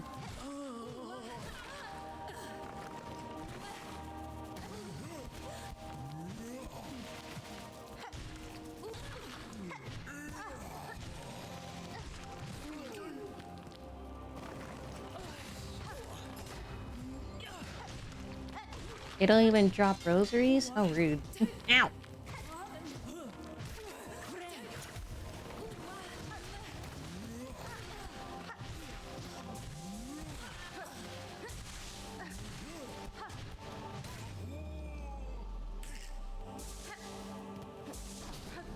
Is that it? There's gotta be more.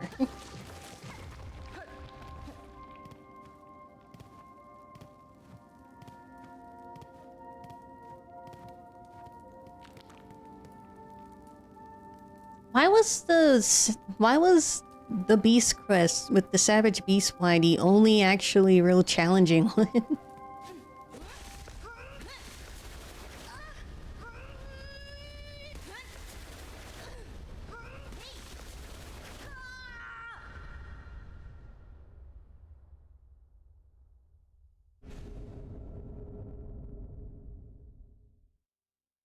Cut swiftly and nimbly with short, precise strikes to change crest open crest menu.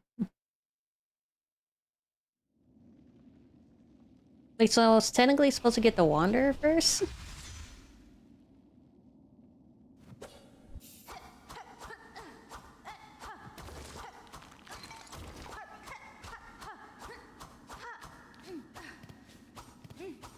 Oh, I like the down.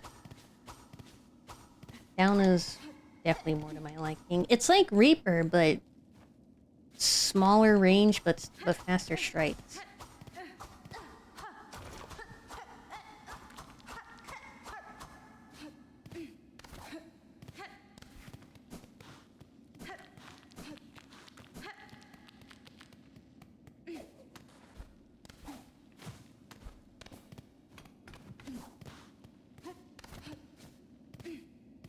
You just need to buy the key.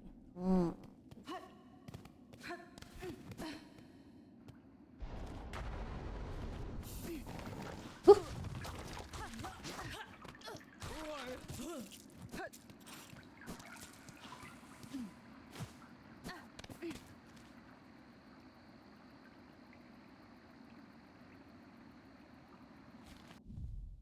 And that's why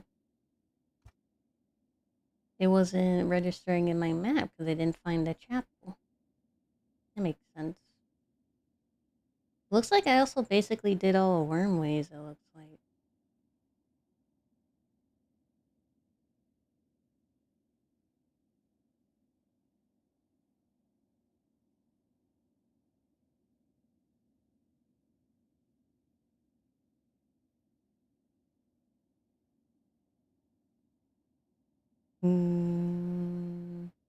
I did Hunter's March. Oh yeah, I wanted to go back here. I got distracted.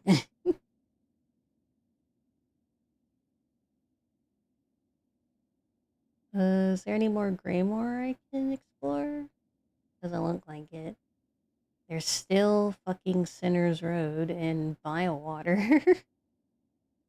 I really don't want to do Sinner's Road and Biowater, but my completionist brain says I have to because I don't want an incomplete map. Ugh, okay.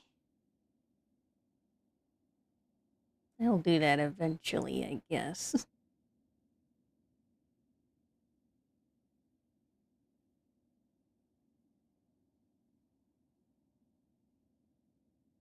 Did I complete the speed parkour? I did. I got the mask from it. It took a couple tries, but I did it.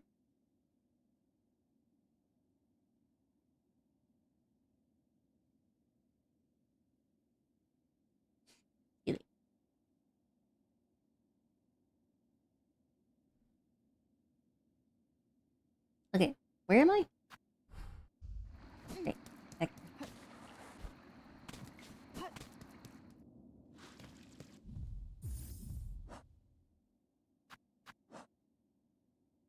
Oh, I should use my memory locket for Wanderers.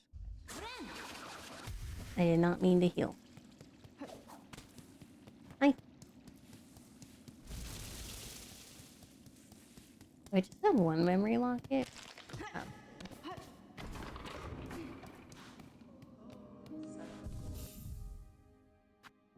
I have 2 memory lockets. Well, I'm gonna use them for my blue ones, obviously. I need my compass, I need my money magnet. And this is a tool one. I think it might be a red one. Heal faster and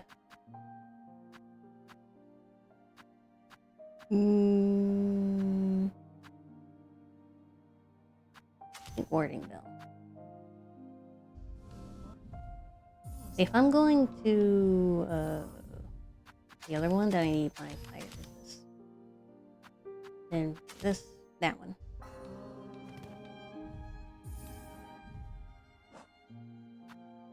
Oh yeah, I still need to go back to that one. Revisit Ava in Weaver's Nest Alta. She mentioned you could revisit when you got more upgrades. Oh, that's so true. I should revisit her.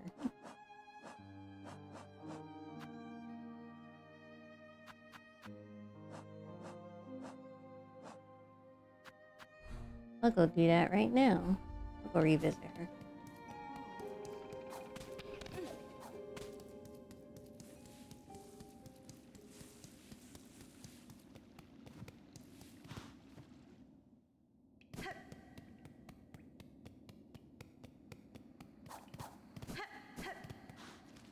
This way, right? Yes.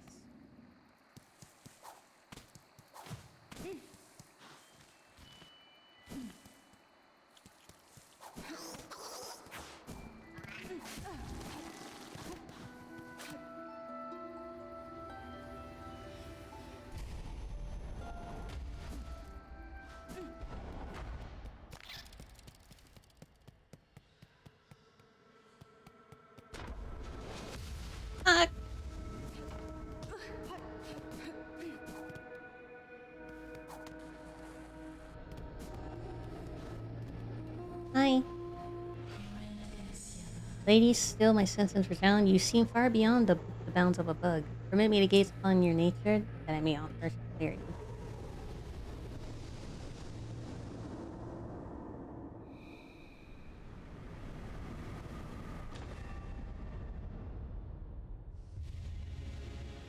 Gained a Vestic crest? Equip additional tools independent of one's crest. She gave me another yellow slot?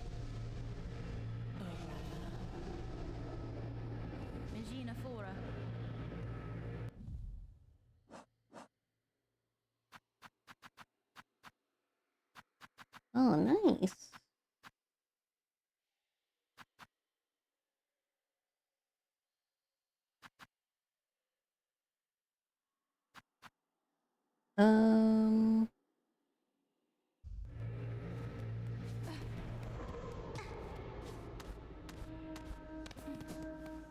Okay.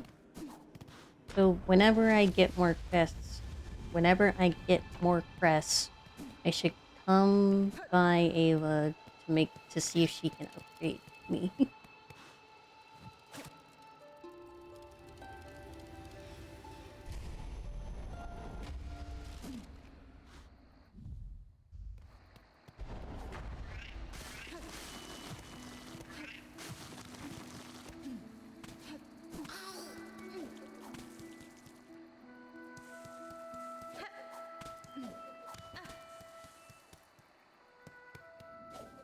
Oh, wrong way.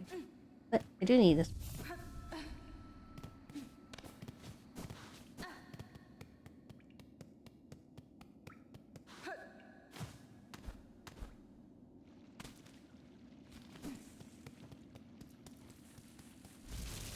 The invisible clumps are attacking.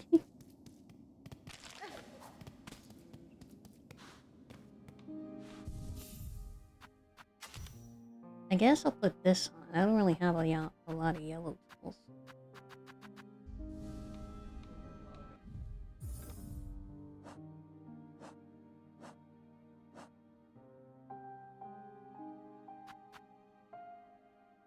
Stealth clumps.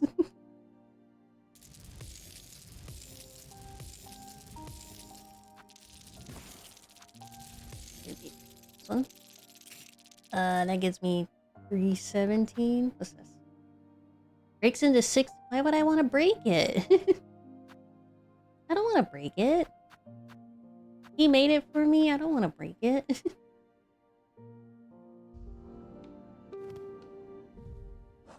He spent all that time making it for me. I'm not gonna break it. But what if I talk to him again and he notices that it's broken and he's sad, and that makes me sad because I made him sad.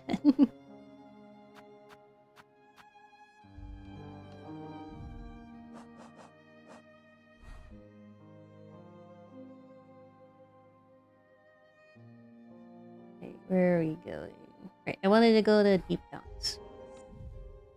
I have my I have my magma bell on. I have my faster speed one on. I have my magnet on. I have my compass. I have my sharp pendant. I have my tool. I want to change this. I don't like the sharp speed one. Like this.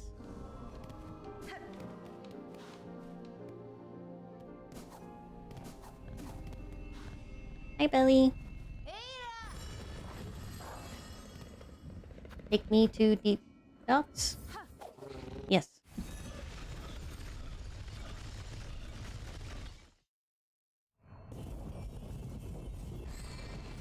Thank you, Belly.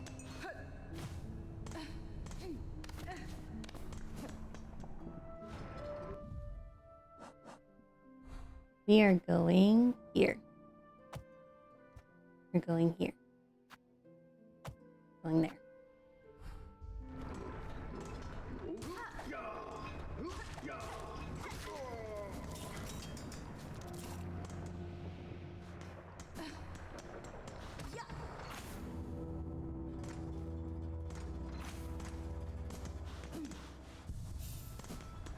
Toolsmith's over here, right? Hi.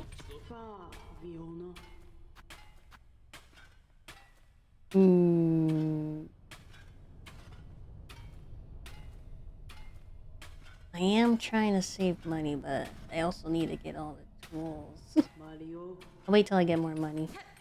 I'll try to keep my money safe.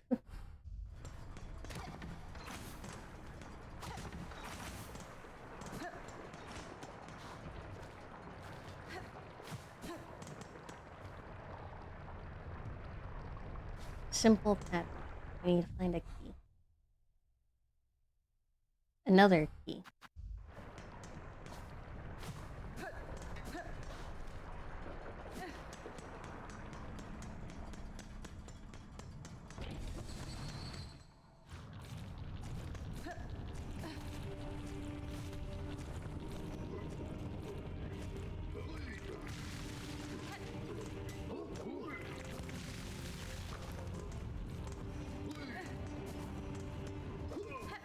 Who's this one?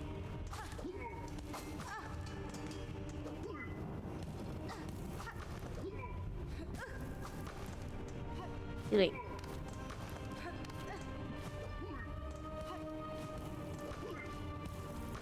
Good day.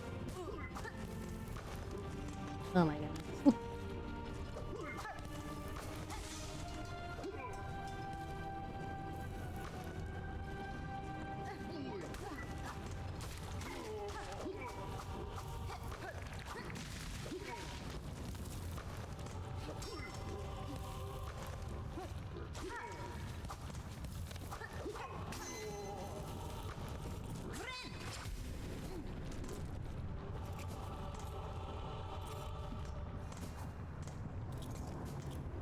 Okay.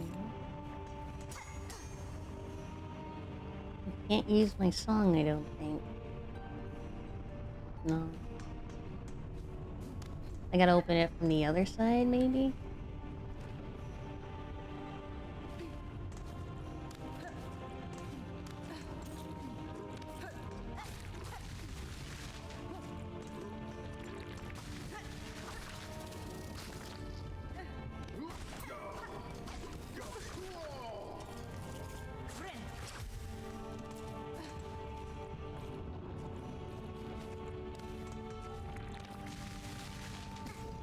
Ow.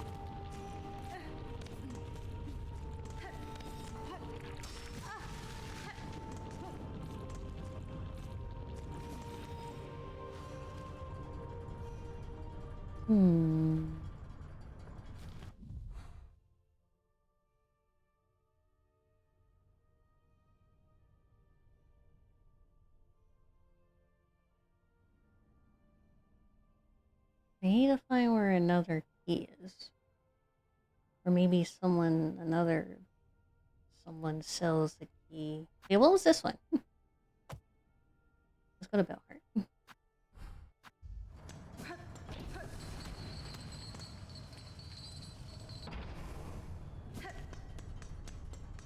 Grab this bench. We're gonna go back to the belly. And we're gonna go to Bellheart.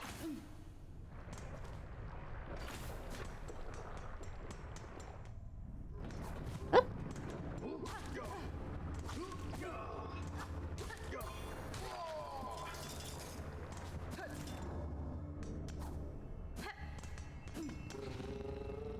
Hey, Belly.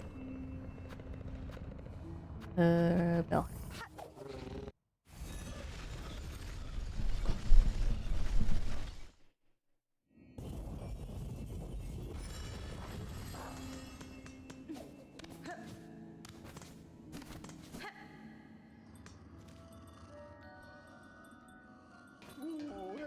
I need to go the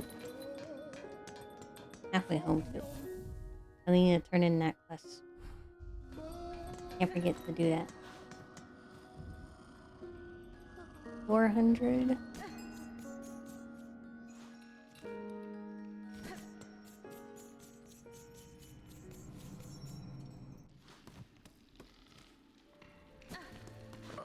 Oh jeez. Shields grow more dangerous in recent times, but I'm a lifelong catcher. Right down to my core, ain't nothing that'll change that.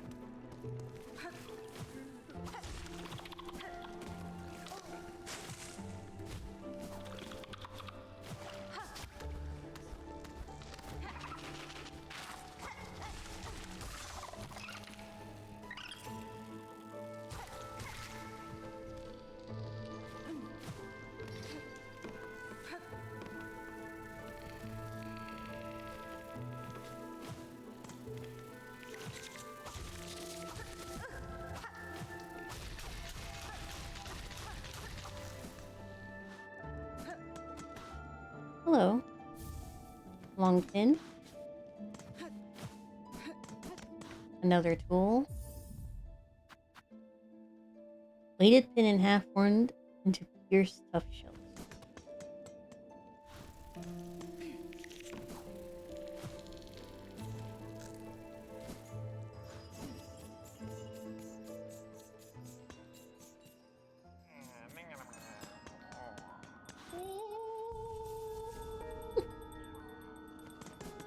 Okay, we're going to Greymore to go to Halfway Home.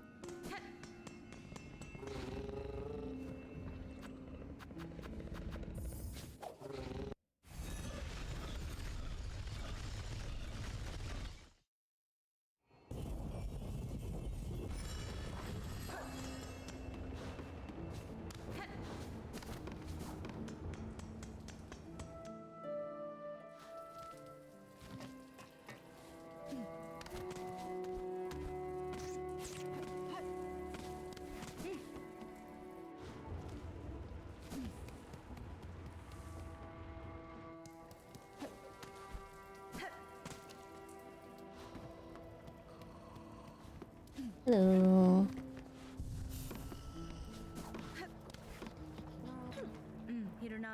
New, I have completed your quest, recorded many creatures of Farloom in the journal. Oh, Mama, look here at the marvelous beasts and bugs, all listed so beautifully. Miss Grown Up, so many creatures, now you have cut and beat and smash. Their essences linger on you? Their scents mixing with their own? Oh, Ma, simply must sample it for herself.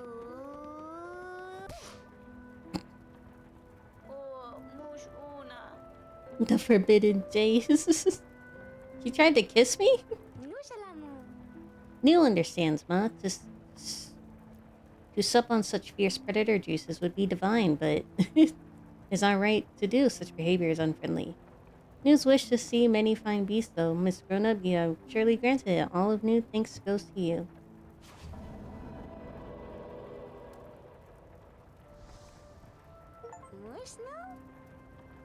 News wish is granted, but Miss Grown-Up will continue cutting creatures and adding them to your journal, of course. I will. Knowing a creature's form and habits is an advantage that can decide the outcome of a battle. Recording these details is worth the effort. Yes, very much worth it. New hopes you will share your new learnings with her often. And take a gift to help with your huntings, Miss Grown-Up. New will add a pocket to your tool pouch for the bringing of many tools on your hunt. Oh, thanks. I just need 2 more of each.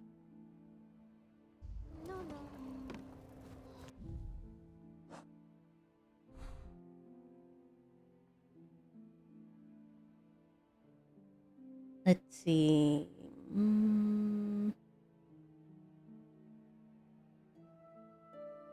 I could see Blasted Steps since it looks like there's still quite a bit I haven't discovered yet.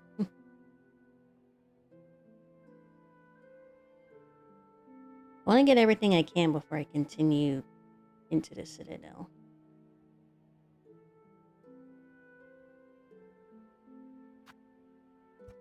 I'll mark that. I'll mark this.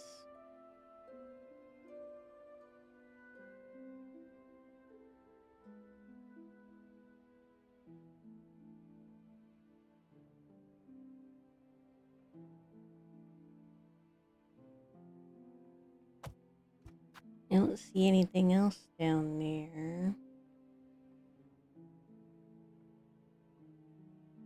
Yeah, let's go to Blasted Steps. There's like this part here, and then there's this.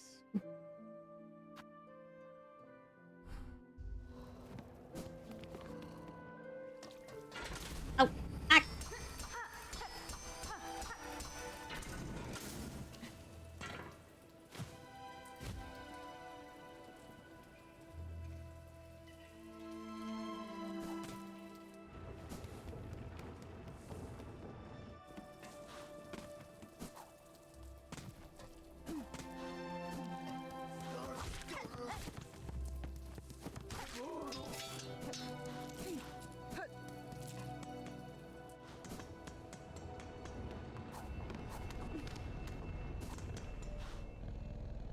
Ellie.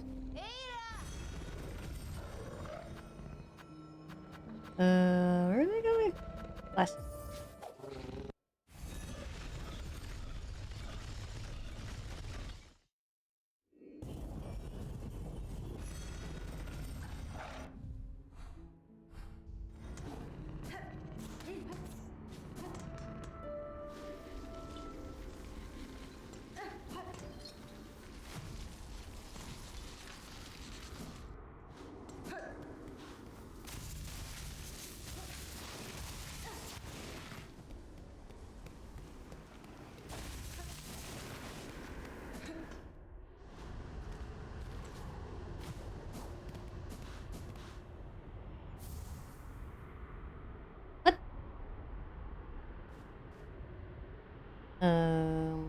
Okay.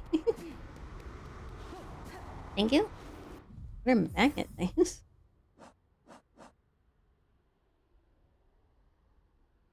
Playthings carved from magnetic material used in simple games and believed to bring luck to the bear.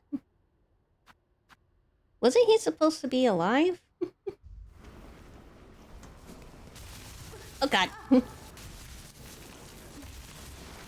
feel like I've seen him in a short before.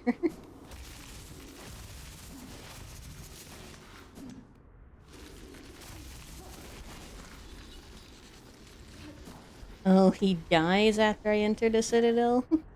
And now I feel bad. It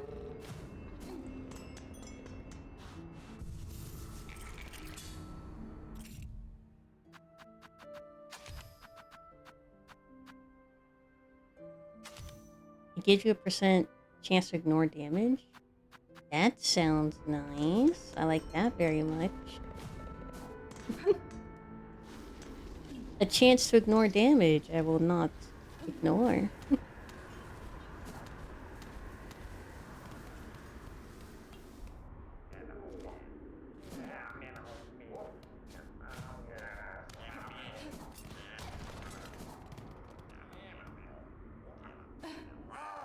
Grindle? Boy then, what's a fancy bug like you creeping into Grindle's cozy little nook for? Heard we had some nice stuff, did ya? Oh ho ho, all kinds of tasty goodies find their way here, that's for sure. I care little for how you procured your goods, Steve. If you have something worth trading, I may part with my rosaries. Well, we never say no to a fair swap, heh. Now take a look at what we've got. Sign yourself up as a snitch and scoop up more rosaries from your bested foes. More money? I like the sound of that. Basic tool drop here, throw your big needle and scratch shinies right off. What? Scratch shinies right off your target shell? So he has a spool fragment. And he has a crafting kit for 700? Damn. You like this gleaming spinner I snitched from Big Citydale? There's a way to make it sing to you, or so they say. I also drop money when I get hit? Oh, it's like a double-edged sword. Just watch it when you're snitching that you don't lose some of your own. Okay, I got you. I just use it for farming, like the easy enemies you know you won't die from.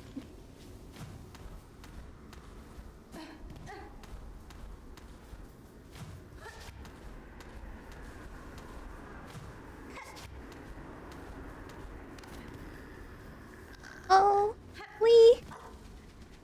Ooh. How do you get up here on his own?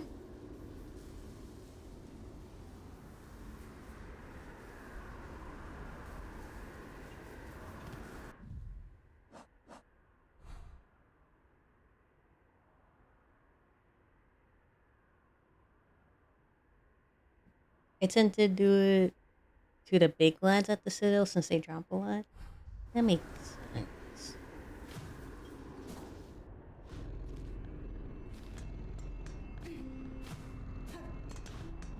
Have good nap, Belly.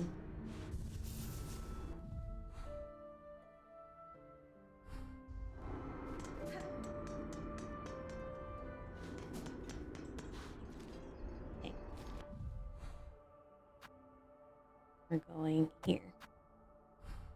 I don't like having to go down. But got no other... Oh my goodness!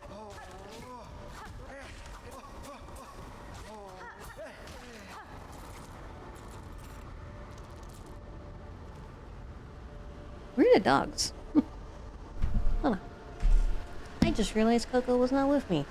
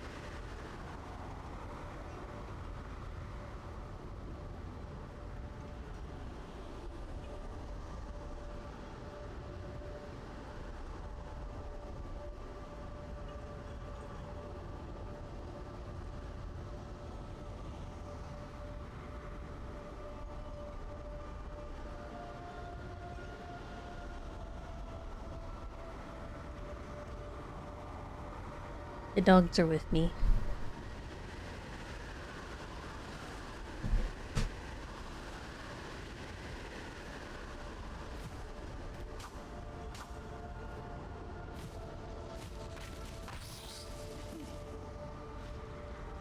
There was a sign. I didn't really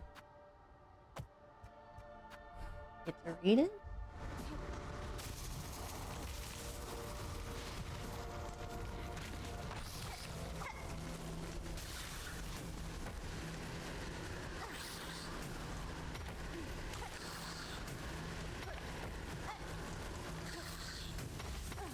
Ow!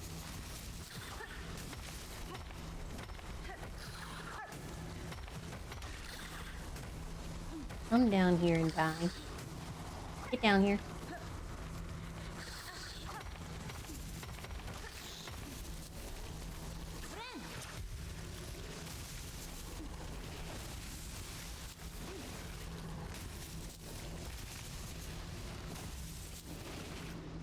Oh, is this a boss?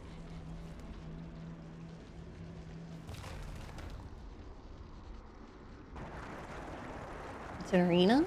Or is it a boss? Great conch flies.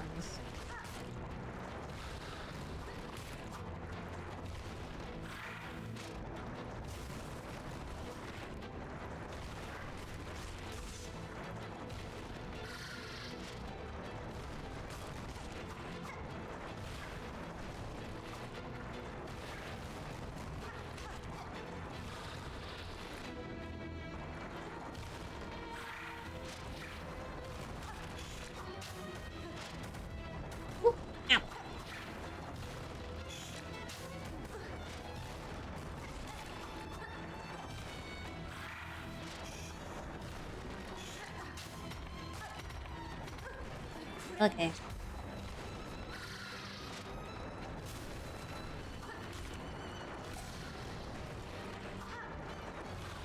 Oh, was that the dice? I didn't take any damage?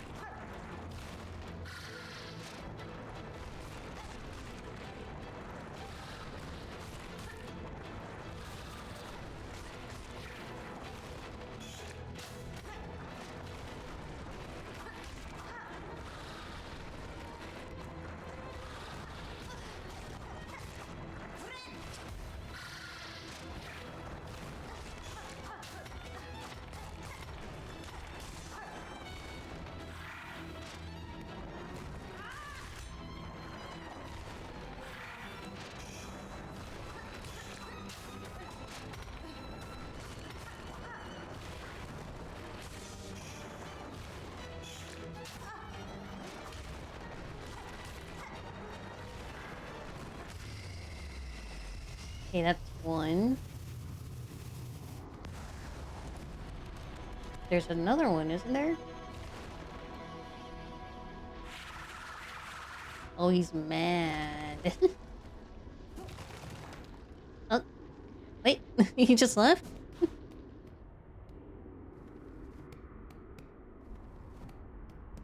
That doesn't seem right. I feel like he's gonna come back later.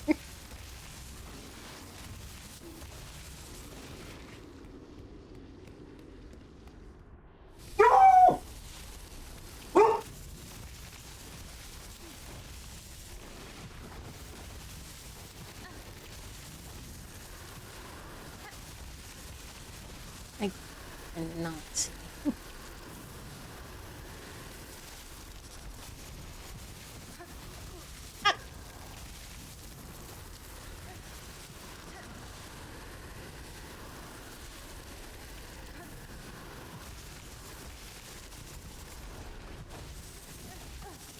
Oh, is that it? There's one more.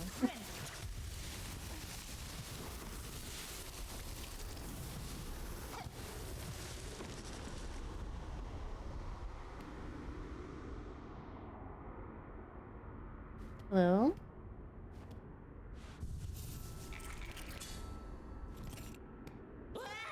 Oh, you're alive. I thought you were dead. So rude to raise a pinstress from their deep meditation. You carry on with that kind of brash behavior, you're likely to be stuck quick through. I'm surprised to find a book of sound mind alive in such an inhospitable place. You're a warrior learned in the blades of this land? Aye, a pinstress. A pinstress. Your needle there might fit you fair, strange as is in all.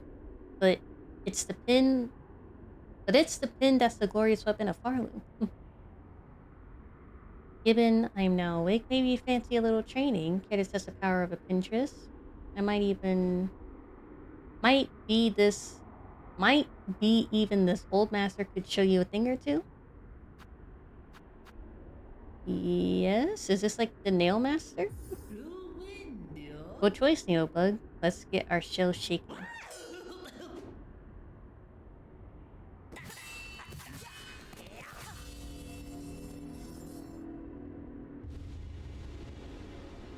Learn Needle Strike.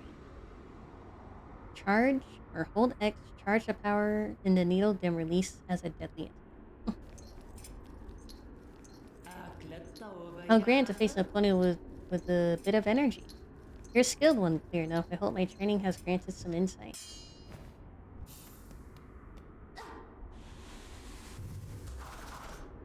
Oh. Okay.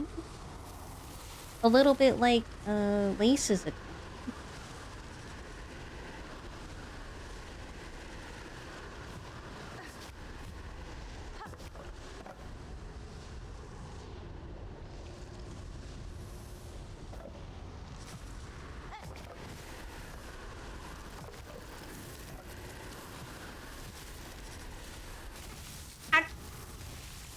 Ow.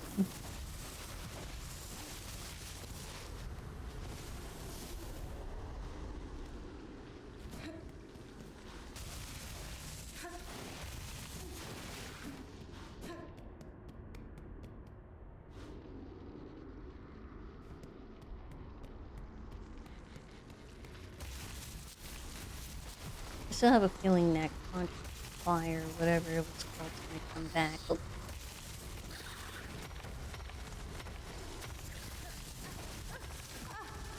Ow.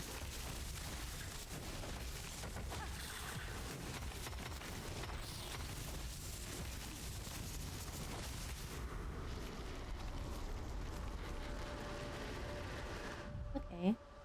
Was that it over here, probably? There's some up here. Didn't I check up here? Maybe there's something wrong.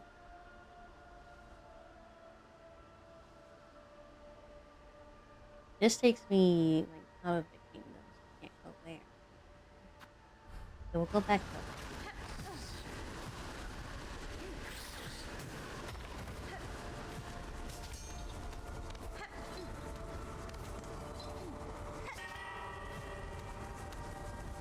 Okay, Conchoy, do you mind?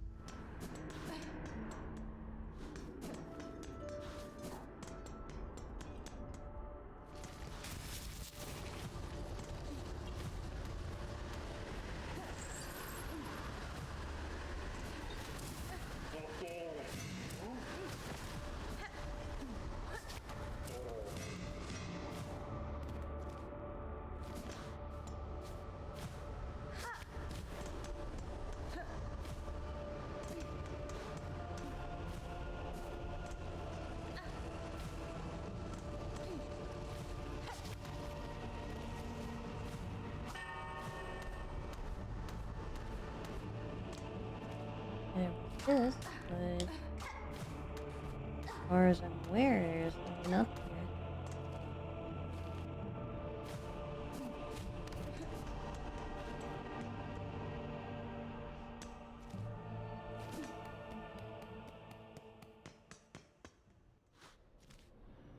here.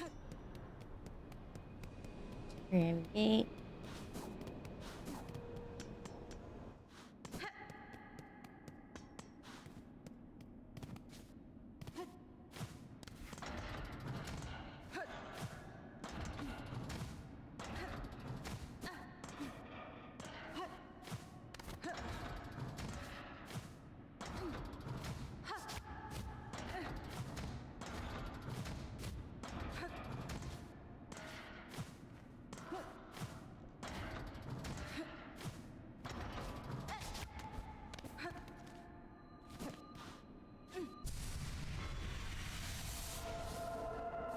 This one.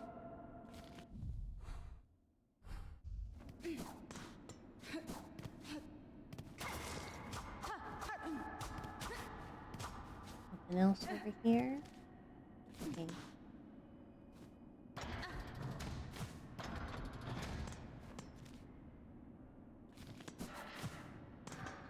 Some other hidden rooms I should know.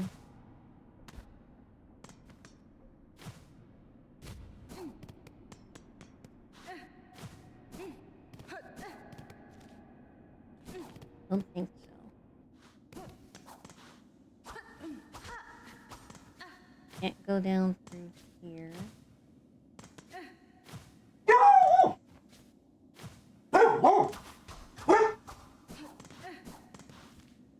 What's up, Coco?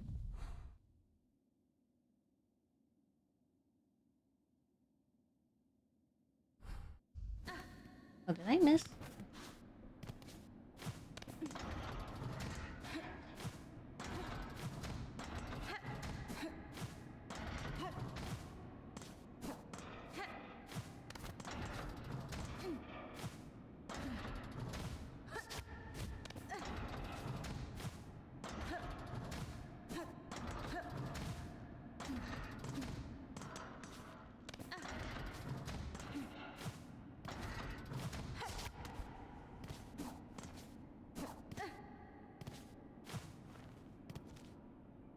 Okay, I'm here.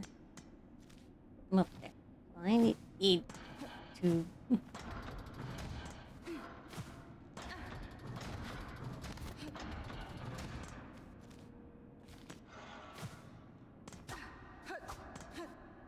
Here, there we go.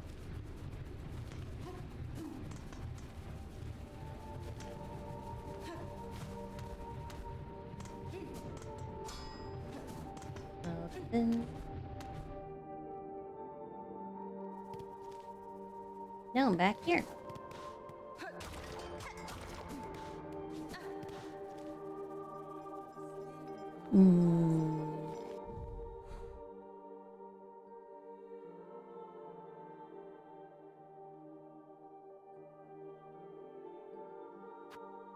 Yeah, wasn't there something here that was stopping me? want to check this out. See, I don't remember if it was a door, or if it was a skill I didn't have yet.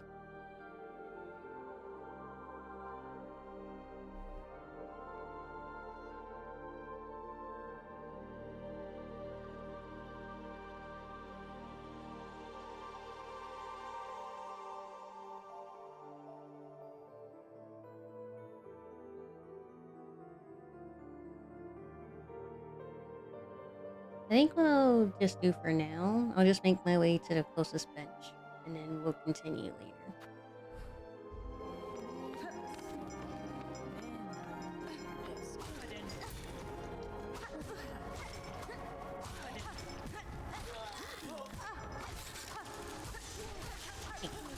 Get my soak back.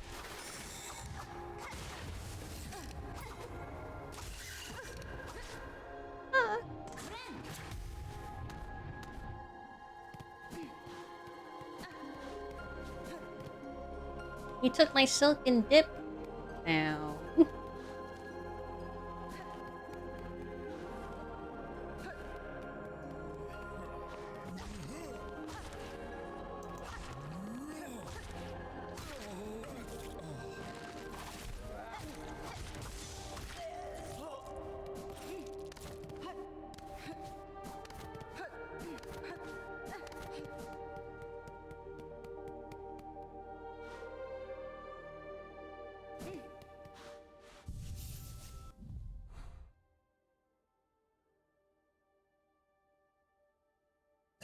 Excuse me.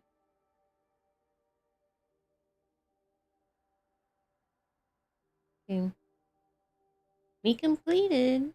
We got quite a few things. Not bad at all.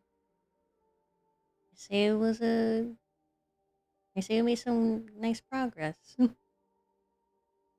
I still have to eventually go through Sinner's Road and buy a water though. That's gonna suck. Next time we'll go through more of the underworks and Coral Chambers. We did basically all the slab and Mount Faye, it looks like. So yeah. Next time we'll go through underworks and Coral Chambers and more areas.